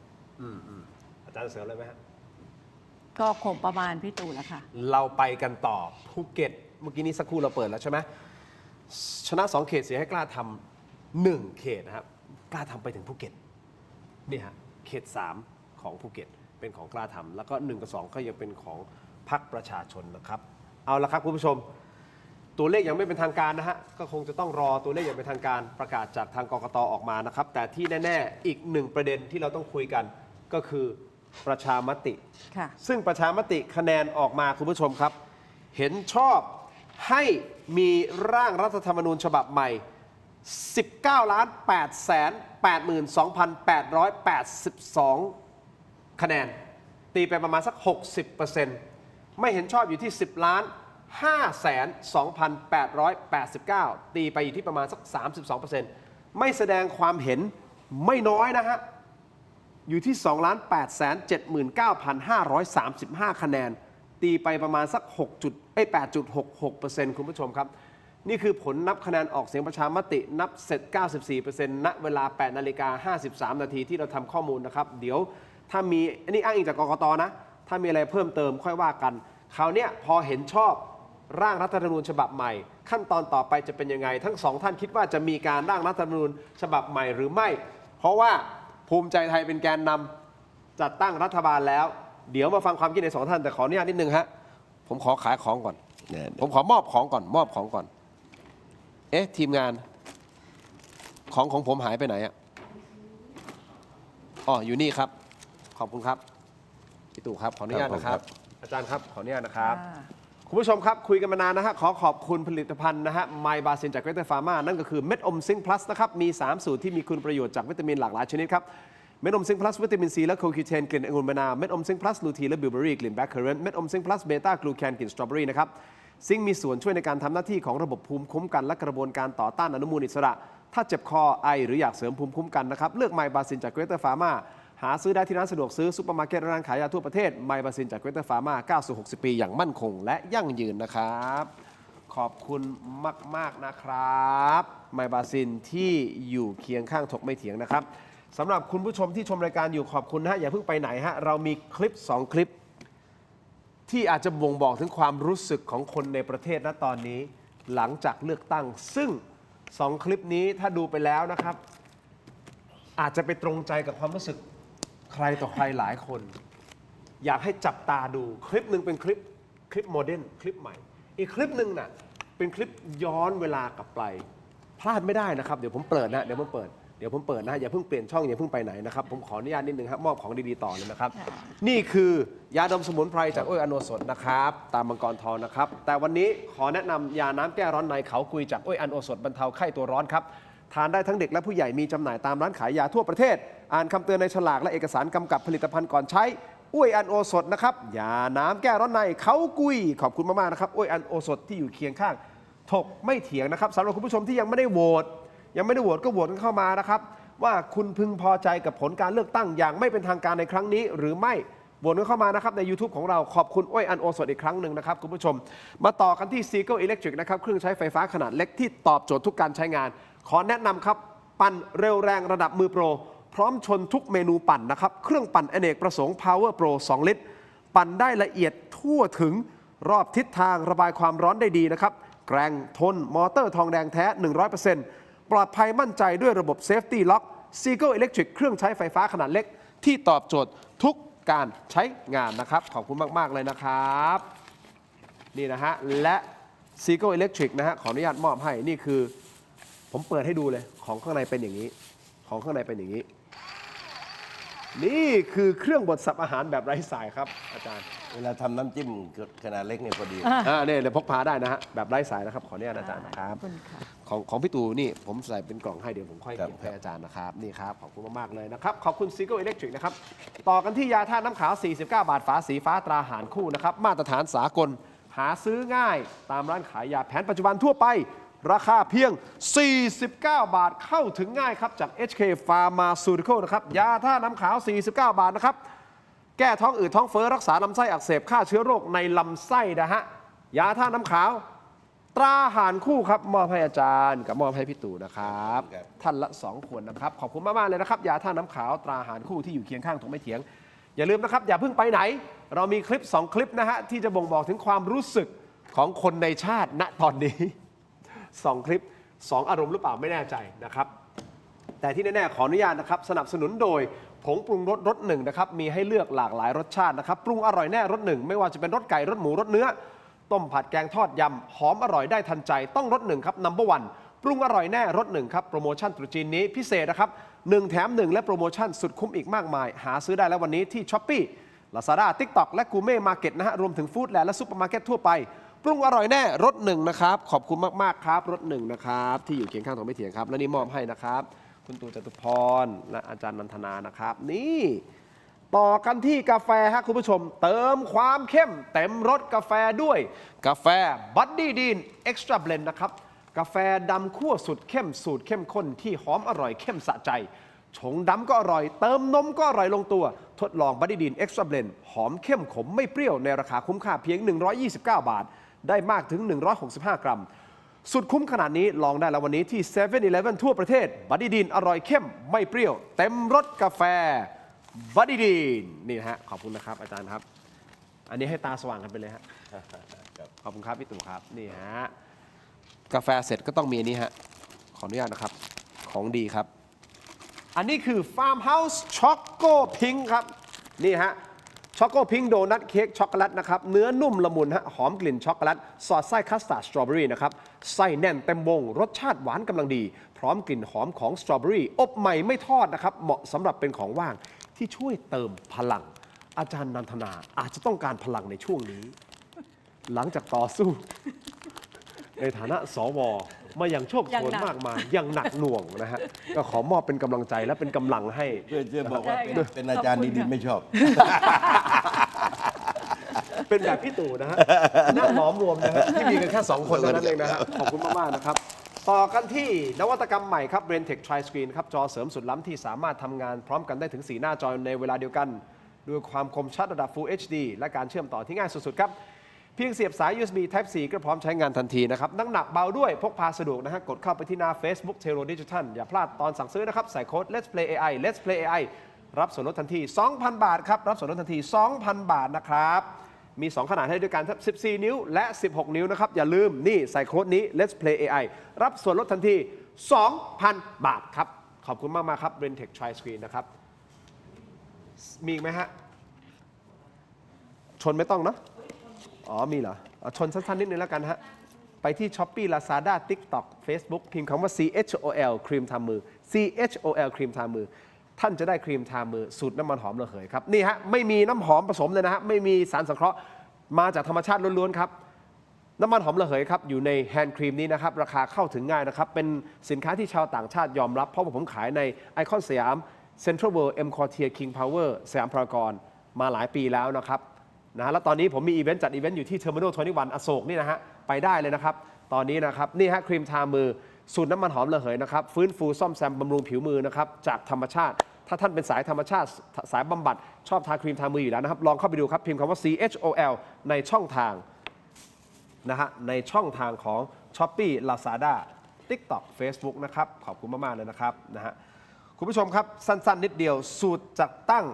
รัฐบาลมีทั้งหมด3สูตรที่เราเลือกมาและเดี๋ยวเราจะวิเคราะห์เรื่องของการร่างรัฐธรรมนูญฉบับใหม่ว่าจะเกิดขึ้นได้หรือไม่อย่างไรเอาภาพแรกก่อนฮะสูตรจับขั้วรัฐบาล 2569 สูตรที่ 1 ฝ่ายรัฐบาล 325 ที่นั่งมีเพื่อไทยภูมิใจไทยและกล้าทำส่วนฝ่ายค้านจะเป็นพรรคประชาชนและประชาธิปัตย์โอกาสเป็นไปได้มากน้อยแค่ไหนคิดเห็นอย่างไรอาจารย์นันทนาแบบกระชับคือมองว่าสูตรจัดตั้งรัฐบาล 325 ที่นั่งเนี่ยก็แข็งแกร่งดีแต่อย่างที่เราได้คุยกันมาว่าถ้าเผื่อว่าเอาเพื่อไทยเข้ามาเนี่ยทางพรรคภูมิใจไทยก็จะต้องเสียเก้าอี้ให้เพื่อไทยไปอีก 7-8 เก้าอี้กลัวเรื่องของเสียเก้าอี้เขาเอาพรรคจิ๋วๆเข้ามาน่าจะสะดวกใจมากกว่าหรือไม่ก็ไปเอาพรรคประชาธิปัตย์เข้ามาพรรคหนึ่ง22 ที่เนี่ยมันก็จะเสียเก้าอี้ไม่มากนักแต่ว่าก็ยังปลอดภัยกว่าแล้วก็เป็นการสกัดไม่ให้พรรคประชาธิปัตย์ไปรวมกับพรรคส้มเดี๋ยวก็จะกลายเป็นฝ่ายค้านที่เข้มแข็งอีกนะคิดว่าน่าจะเป็นสูตรที่พรรคกล้าทำรวมกับภูมิใจไทยแล้วก็ประชาธิปัตย์มากกว่าแต่คุณตู่มองประเด็นนี้เป็นไปได้ยากเพราะว่าภาพจะไม่ค่อยมีสูตรนี้คนยุคือหมายความว่าบรรดากองยุทั้งหลายกำลังยุกันอยู่ครับและในท่ามกลางการพยายามจะต่อสายพูดคุยอะไรกันครับแต่ต้องเข้าใจว่ากรณีของพรรคภูมิใจไทยเนี่ยที่เขาถูกยึดกระทรวงมหาดไทยเนี่ยมันเป็นแผลใจที่มันใหญ่ทีนี้เนี่ยนะครับอย่างที่บอกว่าเมื่อกล้าทำกับภูมิใจไทยเนี่ยถือครองได้251การที่เอาพรรคเพื่อไทยมาเพียงเพิ่มอีก1พรรคนอกจากจำนวนเฉลี่ยรัฐมนตรีจะต้องกระจายแล้วมันสุ่มเสี่ยงการเมืองเพราะถ้าพวกนี้ไปล้วงได้มา2เนี่ยรัฐบาลล้มคืนเลยนะเห็นไหมเพราะฉะนั้นจับกับพรรคเล็กพรรคน้อยนะครับพรรคที่เสียงไม่มากเนี่ยมันเสียงน้อยเพราะฉะนั้นถ้าสูตรนี้เสี่ยงถ้าสูตรที่2ก็แทบจะเป็นไปไม่ได้เลยป่ะฮะเอาสูตรที่2ขึ้นมาในทีมงานปั๊บเนี่ยเดี๋ยวให้ทั้งอาจารย์ทั้งพี่ตู่ดูนี่สูตรที่2ก็คือเพื่อไทยภูมิใจไทยประชาธิปัตย์ยิ่งเป็นไปไม่ได้ใหญ่ไหนนะนี่ไงเพื่อไทยภูมิใจไทยประชาธิปัตย์คือแล้วเราให้กล้าทำไปอยู่กับพรรคกล้าทำนั้นเนี่ยครับผมว่าเขาติดกับพรรคภูมิใจไทยกันมาตั้งแต่ต้นนะครับเพราะฉะนั้นเป็นไปได้ยากอันนี้แล้วเขาภาษาเดียวกันได้นะครับแล้วกล้าทำไม่มีใครเอาเขาถ้าดูแล้วเนี่ยทุกคนก็ไม่เอาเขานอกจากภูมิใจไทยเพราะนั้นเขาต้องไปจับกับภูมิใจไทยแล้วคือผมดูว่านะครับช่วงทำนองในการต่อสู้ในเรื่องเขตการเลือกตั้งเนี่ยนะครับแล้วก็ไอ้ความที่ดำรงอยู่เนี่ยนะครับผมว่าภูมิใจไทยกล้าทำเนี่ยเขาแยกกันไม่ออกอยู่แล้วนาทีนี้เพราะว่าจับมันลงตัวพัว251นะครับแต่ว่าถ้ามันไปเล่นกันมามากเนี่ยนะครับถ้าอีกสิ่งหนึ่งไปจับแบบนั่นขึ้นมาเนี่ยมันจะกลายเป็นปัญหาเพราะฉะนั้นเขาล็อกของชัวไว้ก่อนเกินครึ่งไว้ก่อนอ้าวแล้วถ้าสมมติเป็นสูตร3สูตร3ก็คือว่าภูมิใจไทยกล้าทำเลยชั้น251จบแล้วก็อาจจะบวกพรรคเล็กพรรคน้อยคือในกรณีที่พรรคประชาธิปัตย์เรื่องมากเนี่ยสมมุติว่าเรื่องมากเขาก็เอาพรรคเล็กพรรคน้อยมาซึ่งก็รวมกันแล้วใส่มา20ก็เป็น270นะครับแล้วก็ให้เขาไปจัดกรุ๊ปมาแต่ว่าถ้าพรรคประชาธิปัตย์เขาสามารถมาลงตัวกันได้ก็ง่ายนะครับแต่ว่าอย่างที่ผมบอกว่าพรรคเพื่อไทยมันใหญ่แล้วก็เดี๋ยวมันมีอีกหลากหลายเรื่องราวแต่ว่าหน้าข่าวก็ข่าวสะพัดว่าจะเข้ามาเป็นพรรคร่วมนะครับทำให้หลายคนคิดเอาแล้วเพิ่งเลือกตั้งที่ผ่านมายังไงวะแต่ว่านี่คือประเทศไทยพูดถึงประชามติสั้นๆแบบกระชับเพราะว่าจริงๆแล้วคะแนนมันก็ชัดเจนอยู่แล้วนะครับเสียงประชามติเห็นชอบอยู่ที่ 19,880,000 กว่านะครับคิดเป็น160 ขณะที่ไม่เห็นชอบอยู่ที่ประมาณ10 ล้านนิดๆนะฮะประมาณสัก32ไม่ออกเสียงงดออกเสียงอีกที่2.8 ล้านเลยนะฮะก็คิดเป็นประมาณสัก8.66%คำถามก็คือว่า19 ล้านเสียงนี้มากพอที่ทำให้สวสายสีน้ำเงินเนี่ยยอมโหวตผ่านวาระหนึ่งได้ไหม คือจริง ๆ แล้วมันเป็นฉันทามติของประชาชนนะฮะ มันควรจะผ่าน แล้วก็มันก็มากกว่าครั้งที่แล้วด้วย มากทั้งจำนวนมากทั้งเปอร์เซ็นต์ ครั้งที่แล้วเนี่ยรู้สึกจะ50 กว่าเปอร์เซ็นต์ที่เห็นชอบ เสร็จแล้วเนี่ยก็ประมาณ16 ล้านเสียง แต่ครั้งเนี้ยเกือบ20 ล้านขาดอีกประมาณ100,000เศษๆน่าจะนับครบอาจจะ20 ล้านเสียงพอดี มันก็ควรจะเป็นฉันทามติที่สวเนี่ยควรจะให้ผ่าน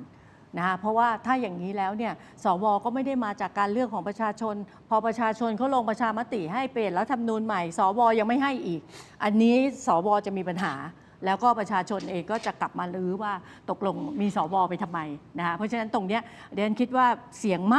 ากขนาดที่สวเนี่ยไม่อาจที่จะปฏิเสธได้ถ้าปฏิเสธเนี่ยคุณต้องตอบคำถามประชาชน20 ล้านคนว่าทำไมคุณไม่ยอมให้ผ่าน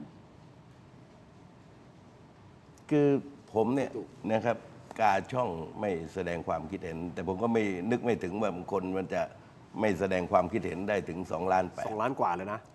คือเนื่องจากว่าตัวเองเนี่ยสู้ตั้งแต่รัฐธรรมนูญปี34ครับฟาดฟันกันมาจนกระทั่งถึงเหตุการณ์พฤษภา35แล้วก็นำพาไปสู่รัฐธรรมนูญ40นี่ก็สู้กันมาตั้งแต่ปี37นะครับรึงหน้าสภากันเป็นเดือนๆน่ะกับเรื่องการตรีฉลาดวรชัดครับจนกระทั่งนี้นะครับมาได้รัฐธรรมนูญ40และจนกระทั่งรัฐธรรมนูญ40มีปัญหาแล้วก็ถูกฉีกตอนทำรัฐธรรมนูญปี50เนี่ยนะครับผมก็อยู่ฝ่ายไม่รับร่างนะครับพื้นที่จังหวัดไหนไม่ประกาศใช้กฎอัยการศึกไปปราศัยทุกที่นะครับก็แพ้นะครับแล้วก็รัฐธรรมนูญฉบับนั้นก็แก้ไขได้เรื่องเดียวคือที่มาของสสพยายามแก้หลายครั้งนะครับบางทีก็นะครับแก้291ก็คือ256ปัจจุบันเนี่ยนะครับกล้าโหวตวาระ1วาระ2พอวาระ3ปอดแหกก็เจ้าของพรรคพาให้ถอยหนีไปทีนี้พอมาถึงรัฐธรรมนูญ60นี่ก็เหมือนกันรัฐธรรมนูญ60เนี่ยผมก็อยู่ฝ่ายไม่รับร่างนะแล้วก็ทำหน้าที่เป็นแกนนำคนหนึ่งที่ประกาศไม่รับร่างอีกฝั่งหนึ่งกำนันสุเทพนะครับแล้วก็ที่เหลือก็บรรดาแม่ทัพนายกองทั้งหลายนะครับประกาศจะตั้งศูนย์ปราบโกงทั้งประเทศเลยแล้วก็ถูกจับอย่างราบคาบเหมือนกันถูกดำเนินคดีขึ้นศาลทหารวันไปขึ้นศาลนี่ผมจับจำคุกยังถูกตีตรวนขึ้นศาลทหารนะพอไปสู้เรื่องประชามติต่อมาศาลก็ยกฟ้องถามว่ามาคราวนี้ทำไมผมไม่เห็นชอบล่ะเพราะเนี่ยผมอยู่ในวังวนรัฐธรรมนูญมานะครับปี21เอา21ก่อน34คุณมีชัยก็เขียนปี34คุณมีชัยเขียนเนี่ยตอนที่คุณมีชัยทำรัฐธรรมนูญ34เนี่ยนะครับผมเป็นผู้นำนักศึกษาอยู่เนี่ยผมฟาดคุณมีชัยจนกระทั่งคุณมีชัยเนี่ยนะครับให้เจ้าหน้าที่มาติดต่อที่มหาลัยรามบอกขอเจอตัวผมหน่อยพศนั้นผมก็ไปถึงทำเนียบรัฐบาลตอนนั้นผมฟาดเรื่องมาตรา27ซึ่งให้อำนาจประธานรสช.นิติบัญญัติบริหารตุลาการสั่งยิงเป้าใครก็ได้บอกคุณจะเขียนรัฐธรรมนูญอย่างนี้ได้ยังไงนะครับจะคืนอำนาจแล้วเนี่ยก็แกก็ออกนะเอาคุณจตุพรพูดอย่างนี้ก็รับฟังผมออกแต่ลีลาของแกซ่อนที่มาของนายกเอาไว้เห็นไหมกลายเป็นชนวนพฤษภาวันที่รัฐธรรมนูญผ่านเนี่ยผมชุมนุมอยู่ที่ลานโพธรรมศาสตร์นะครับพรรคการเมืองอยากเลือกตั้งเราไปแก้กันที่สภาแต่ท้ายที่สุดต้องมาเจอพฤษภาธมิฬไอ้นั่นเนี่ยนะครับร่วมกันตายกันครั้งแรกกว่า80บาดเจ็บ800นะครับจนกระทั่งเนี่ยนะครับพอมาถึงตอนรัฐธรรมนูญ40คนที่มีบทบาทสำคัญคุณอนันต์เป็นประธานยกร่างแต่เลขาเนี่ยก็คืออาจารย์บวรศักดิ์คือคนทำจริงๆปี40ก็คืออาจารย์บวรศักดิ์ก็คือหมายความว่าจัดการรัฐธรรมนูญฉบับมีชัยปี34แก้ไข35ก็ได้อาจารย์บวรศักดิ์มาจัดการร่างของมีชัยนะครับเราดีใจว่าประชาธิปไตยฉบับที่ดีที่สุดของประเทศไทยเคยมีมาคนเขียนชื่อบวรศักดิ์อุวันโนก็คือคนก็หนึ่งในเนติบริกรนะครับแล้วไอ้ฉบับที่แล้วนะที่ไม่เอาอ่ะใครเขียนมีชัยฤชุพันธ์เห็นไหมแล้วตอนนี้ในปี69ในปีรัฐธรรมนูญ60มีชัยฤชุพันธ์คนเขียนบวรศักดิ์ทำฉบับแรกแล้วก็ถูกตีตกก็มีชัยมาเขียนทีนี้เนี่ยนะครับหลังจากที่ประชามติเรียบร้อยสมมุติว่าเดินไปถึงที่อาจารย์ว่าเนี่ยคนที่จะมาเป็นประธานกรรมาธิการยกร่างเนี่ย เดิมพันปากกาคนละเล่มก็ได้ อ้าวเดิมพันปากกาอีกแล้ว ว่านะครับประธานคณะ ปากกาคนละเล่มโบโบ ว่าประธานกรรมาธิการยกร่าง อ่ะ ชื่อบวรศักดิ์หวนโอยผมก็จึงไม่แสดงความคิดเห็นนะครับ เพื่ออะไร เห็นไหมเขาอยู่ด้วยกันเราไม่พอใจรัฐธรรมนูญฉบับมีชัยได้บวรศักดิ์ประชาธิปไตย พอต่อมาบวรศักดิ์มาทำอีกฉบับฟั่มบวรศักดิ์ก็ได้มีชัย คราวนี้เนี่ยนะครับก็จะจัดการมีชัยก็ได้บวรศักดิ์มาต่อ ปากกาคนละเล่มใช่ไหมอาจารย์ ครั้ง นี่ไงที่สู้ๆเนี่ยไอ้เกือบ20 ล้านเสียงเนี่ยก็ได้เนี่ย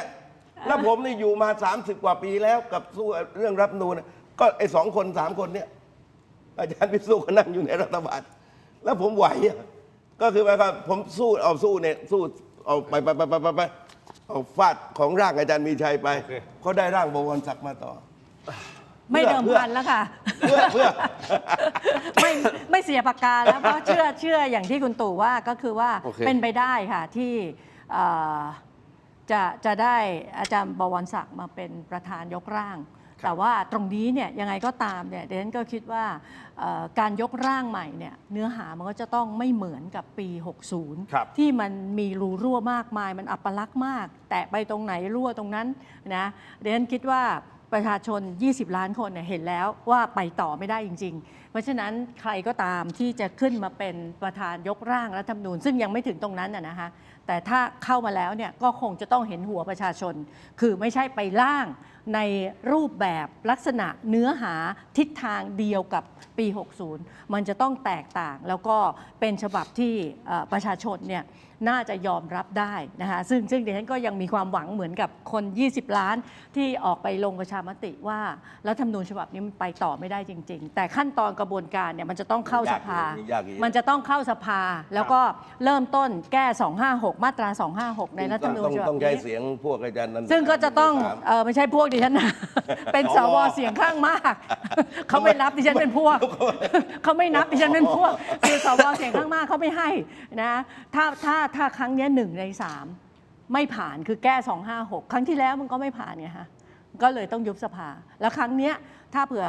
สวไม่ให้ผ่านอีกเสียง1 ใน 3ไม่ได้ มันก็จะหยุดที่ตรงนี้อีก อันนี้ดิฉันเห็นว่า แต่คราวนี้ประชาชนเขาก็โหวตกันมาแล้ว 19 ล้าน นั่นไงฮะนั่นแหละก็จะดิฉันจะบอกว่า แล้วเขาจะรู้สึกยังไงที่เขา ถ้า โห โห ว ว ต ต ได้ โดยไม่เห็นหัวประชาชนเนี่ยต้องมีคำตอบให้กับคน 20 ล้านคนว่า เนี่ย ทำไม อย่างนี้ฮะ น อาจารย์ปิยบุตรนะอาจารย์ปิยบุตรเน้นอย่างนี้เลยนะครับ บอกว่าแค่ชนะ 51% ไม่เพียงพอนะพี่ตู่เพราะคู่ต่อสู้คือโครงสร้างอำนาจเดิม โดยเฉพาะสวที่มีความเหนียวแน่น ดังนั้นคะแนนเสียงต้องถล่มทลายจนเกิดเป็นฉันทานุมัติหรือแมนเดตนะฮะที่ใครก็ต้านทานไม่ได้ ตัวเลขเป้าหมายของอาจารย์ปิยบุตรประเมินว่าต้องได้ 25-30 ล้านเสียง หรือประมาณ 70-75% ของผู้มาใช้สิทธิ์ถึงจะมากพอตัวเลขถึงจะมากพอเปรียบเสมือนคำศักดิ์สิทธิ์จากประชาชนที่จะไปกดดันให้สวไม่กล้าโหวตสวนมติมหาชน คืออย่างนี้ อาจารย์ปิยบุตรให้สัมภาษณ์กับช่อง YouTube ไว้ช่องหนึ่ง คุณทินเมื่อเช้าเนี่ยเดนได้ฟังคุณอนุทินเนี่ยให้สัมภาษณ์คุณสรยุทธ์นะคะเรื่องแก้รัฐธรรมนูญคุณ แล้ อ ว นุทินบอกว่าโดยตอนที่หาเสียงเนี่ยก็สนับสนุนให้มีการแก้ก็คือจะไม่เอาปี 60 แล้วก็ยินดีที่จะสนับสนุนผลักดันโดย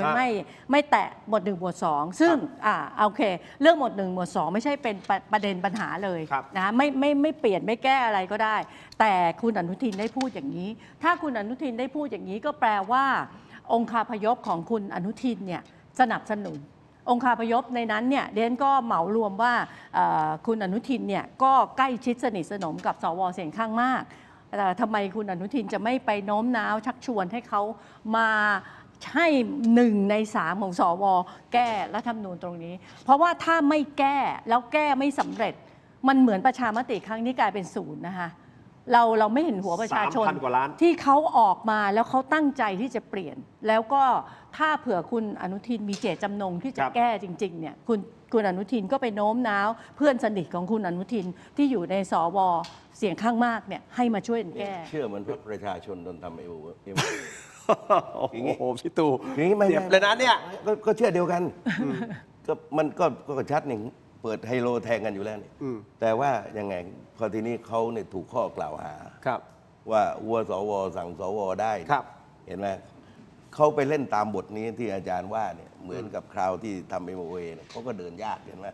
เพราะว่าถูกตั้งข้อกล่าวหากันเอาไว้ แต่อย่างไรก็ตามนั้นนะผมว่าเรื่องประเด็นต่างๆนั้นเนี่ยนะครับแต่ละขั้นตอนก็เต็มไปด้วยความยาก ครับ นะครับเพราะว่าวุฒิสภาเขาชุดนี้ไปแล้วไปรับเหมือนกันนะครับ นะครับก็คือไม่ใช่หมายความว่าจะต้องไปลงไปเป็นต่อ แต่ว่านะครับผมว่าให้มันนะครับบรรยากาศในแต่ละเรื่องราวเนี่ยโดยเฉพาะเนื้อหาเนี่ยซึ่งมันจะเห็นพ้องกันทุกฝ่าย และเป็นความสบายใจเป็นทางออก เหมือนกับตอนทำรัฐธรรมนูญปี 40 เนี่ย ครับ นี่สบายอกสบายใจนะครับตอนแรกไม่เข้าใจ แต่ว่าพอให้เห็นแต่ละอย่างที่มันเป็นความคาดหวังของคนนะครับแล้วมันก็ไปบรรจบตรงนั้นได้ แต่ว่าถ้ามันสร้างความขัดแย้งกันนะครับแม้ว่าเสียงมันจะสูงกันยังไงก็ตามอะแต่ว่าคนที่ไม่เห็นด้วยเนี่ยครับแค่100,000 คนออกท้องถนนก็ไปไม่ได้หรอก โอเค นะครับวาดหวังว่านะครับนอกว่าจะได้นะครับการทำรัฐธรรมนูญนั้นเนี่ยนะครับในแต่ละขั้นตอนนั้น ผมว่ามันต้องสมูทนะครับมิฉะนั้นแทนที่จะได้รัฐธรรมนูญฉบับใหม่ตามที่มีความคาดหวัง อาจจะถูกฉีกรัฐธรรมนูญอีกรอบก็ได้ อุ้ยอย่าให้เป็นอย่างนั้นเลยอ่ะทีมงานขออนุญาตจบยังไง คนดูอยากรู้ว่า รู้ว่าอะไรฮะ ขาเขต4อ่ะทำไมผลการเลือกตั้งเป็นแบบนี้ส่วนกระแสสังคมหรอคุณพีหนึ่งเขาว่า สงขลาเขต4ดูหน่อยสิ คุณชนพัฒน์นาคสู้อะ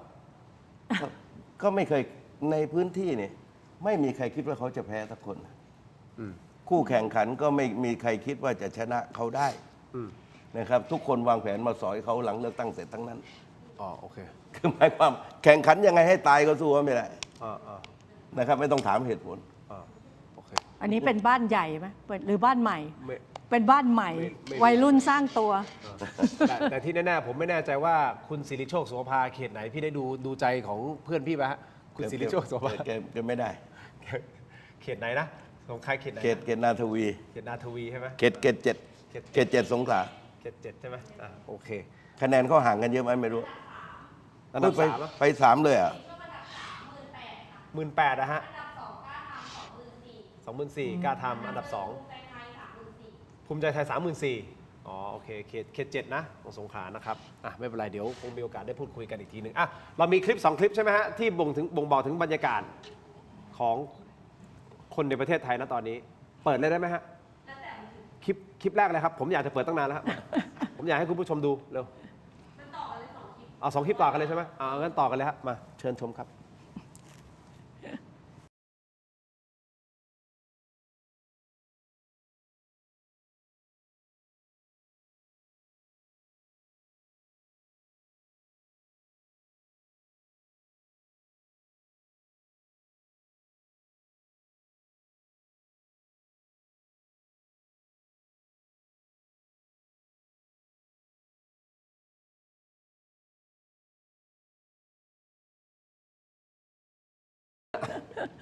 คลิปแรกไม่ได้คุณจ่ายใช่ไหมอารมณ์แบบ ไม่รู้กับพี่เขาเหม่อมากเลยนะนั่งเนี่ยฮะคุณจ่ายไทยทศมิตรเนี่ย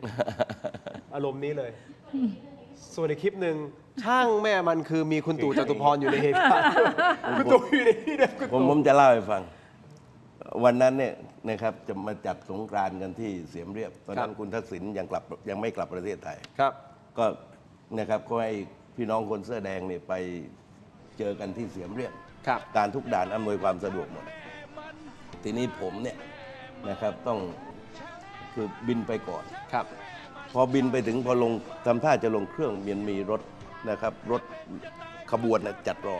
ครับ ผมไปไฟล์เดียวกับพ่อของคุณยศนันท์เนี่ยนายกสมชาย ฮะ ผมเข้าใจคงมารับนายกสมชาย ครับ แกก็ลงก่อนผมไอ้รถนั้นมันก็เฉยนี่ อ่ะ ทีนี้พอถึงตาผมลง ล็อกคอกันมาเลย พาขึ้นรถไป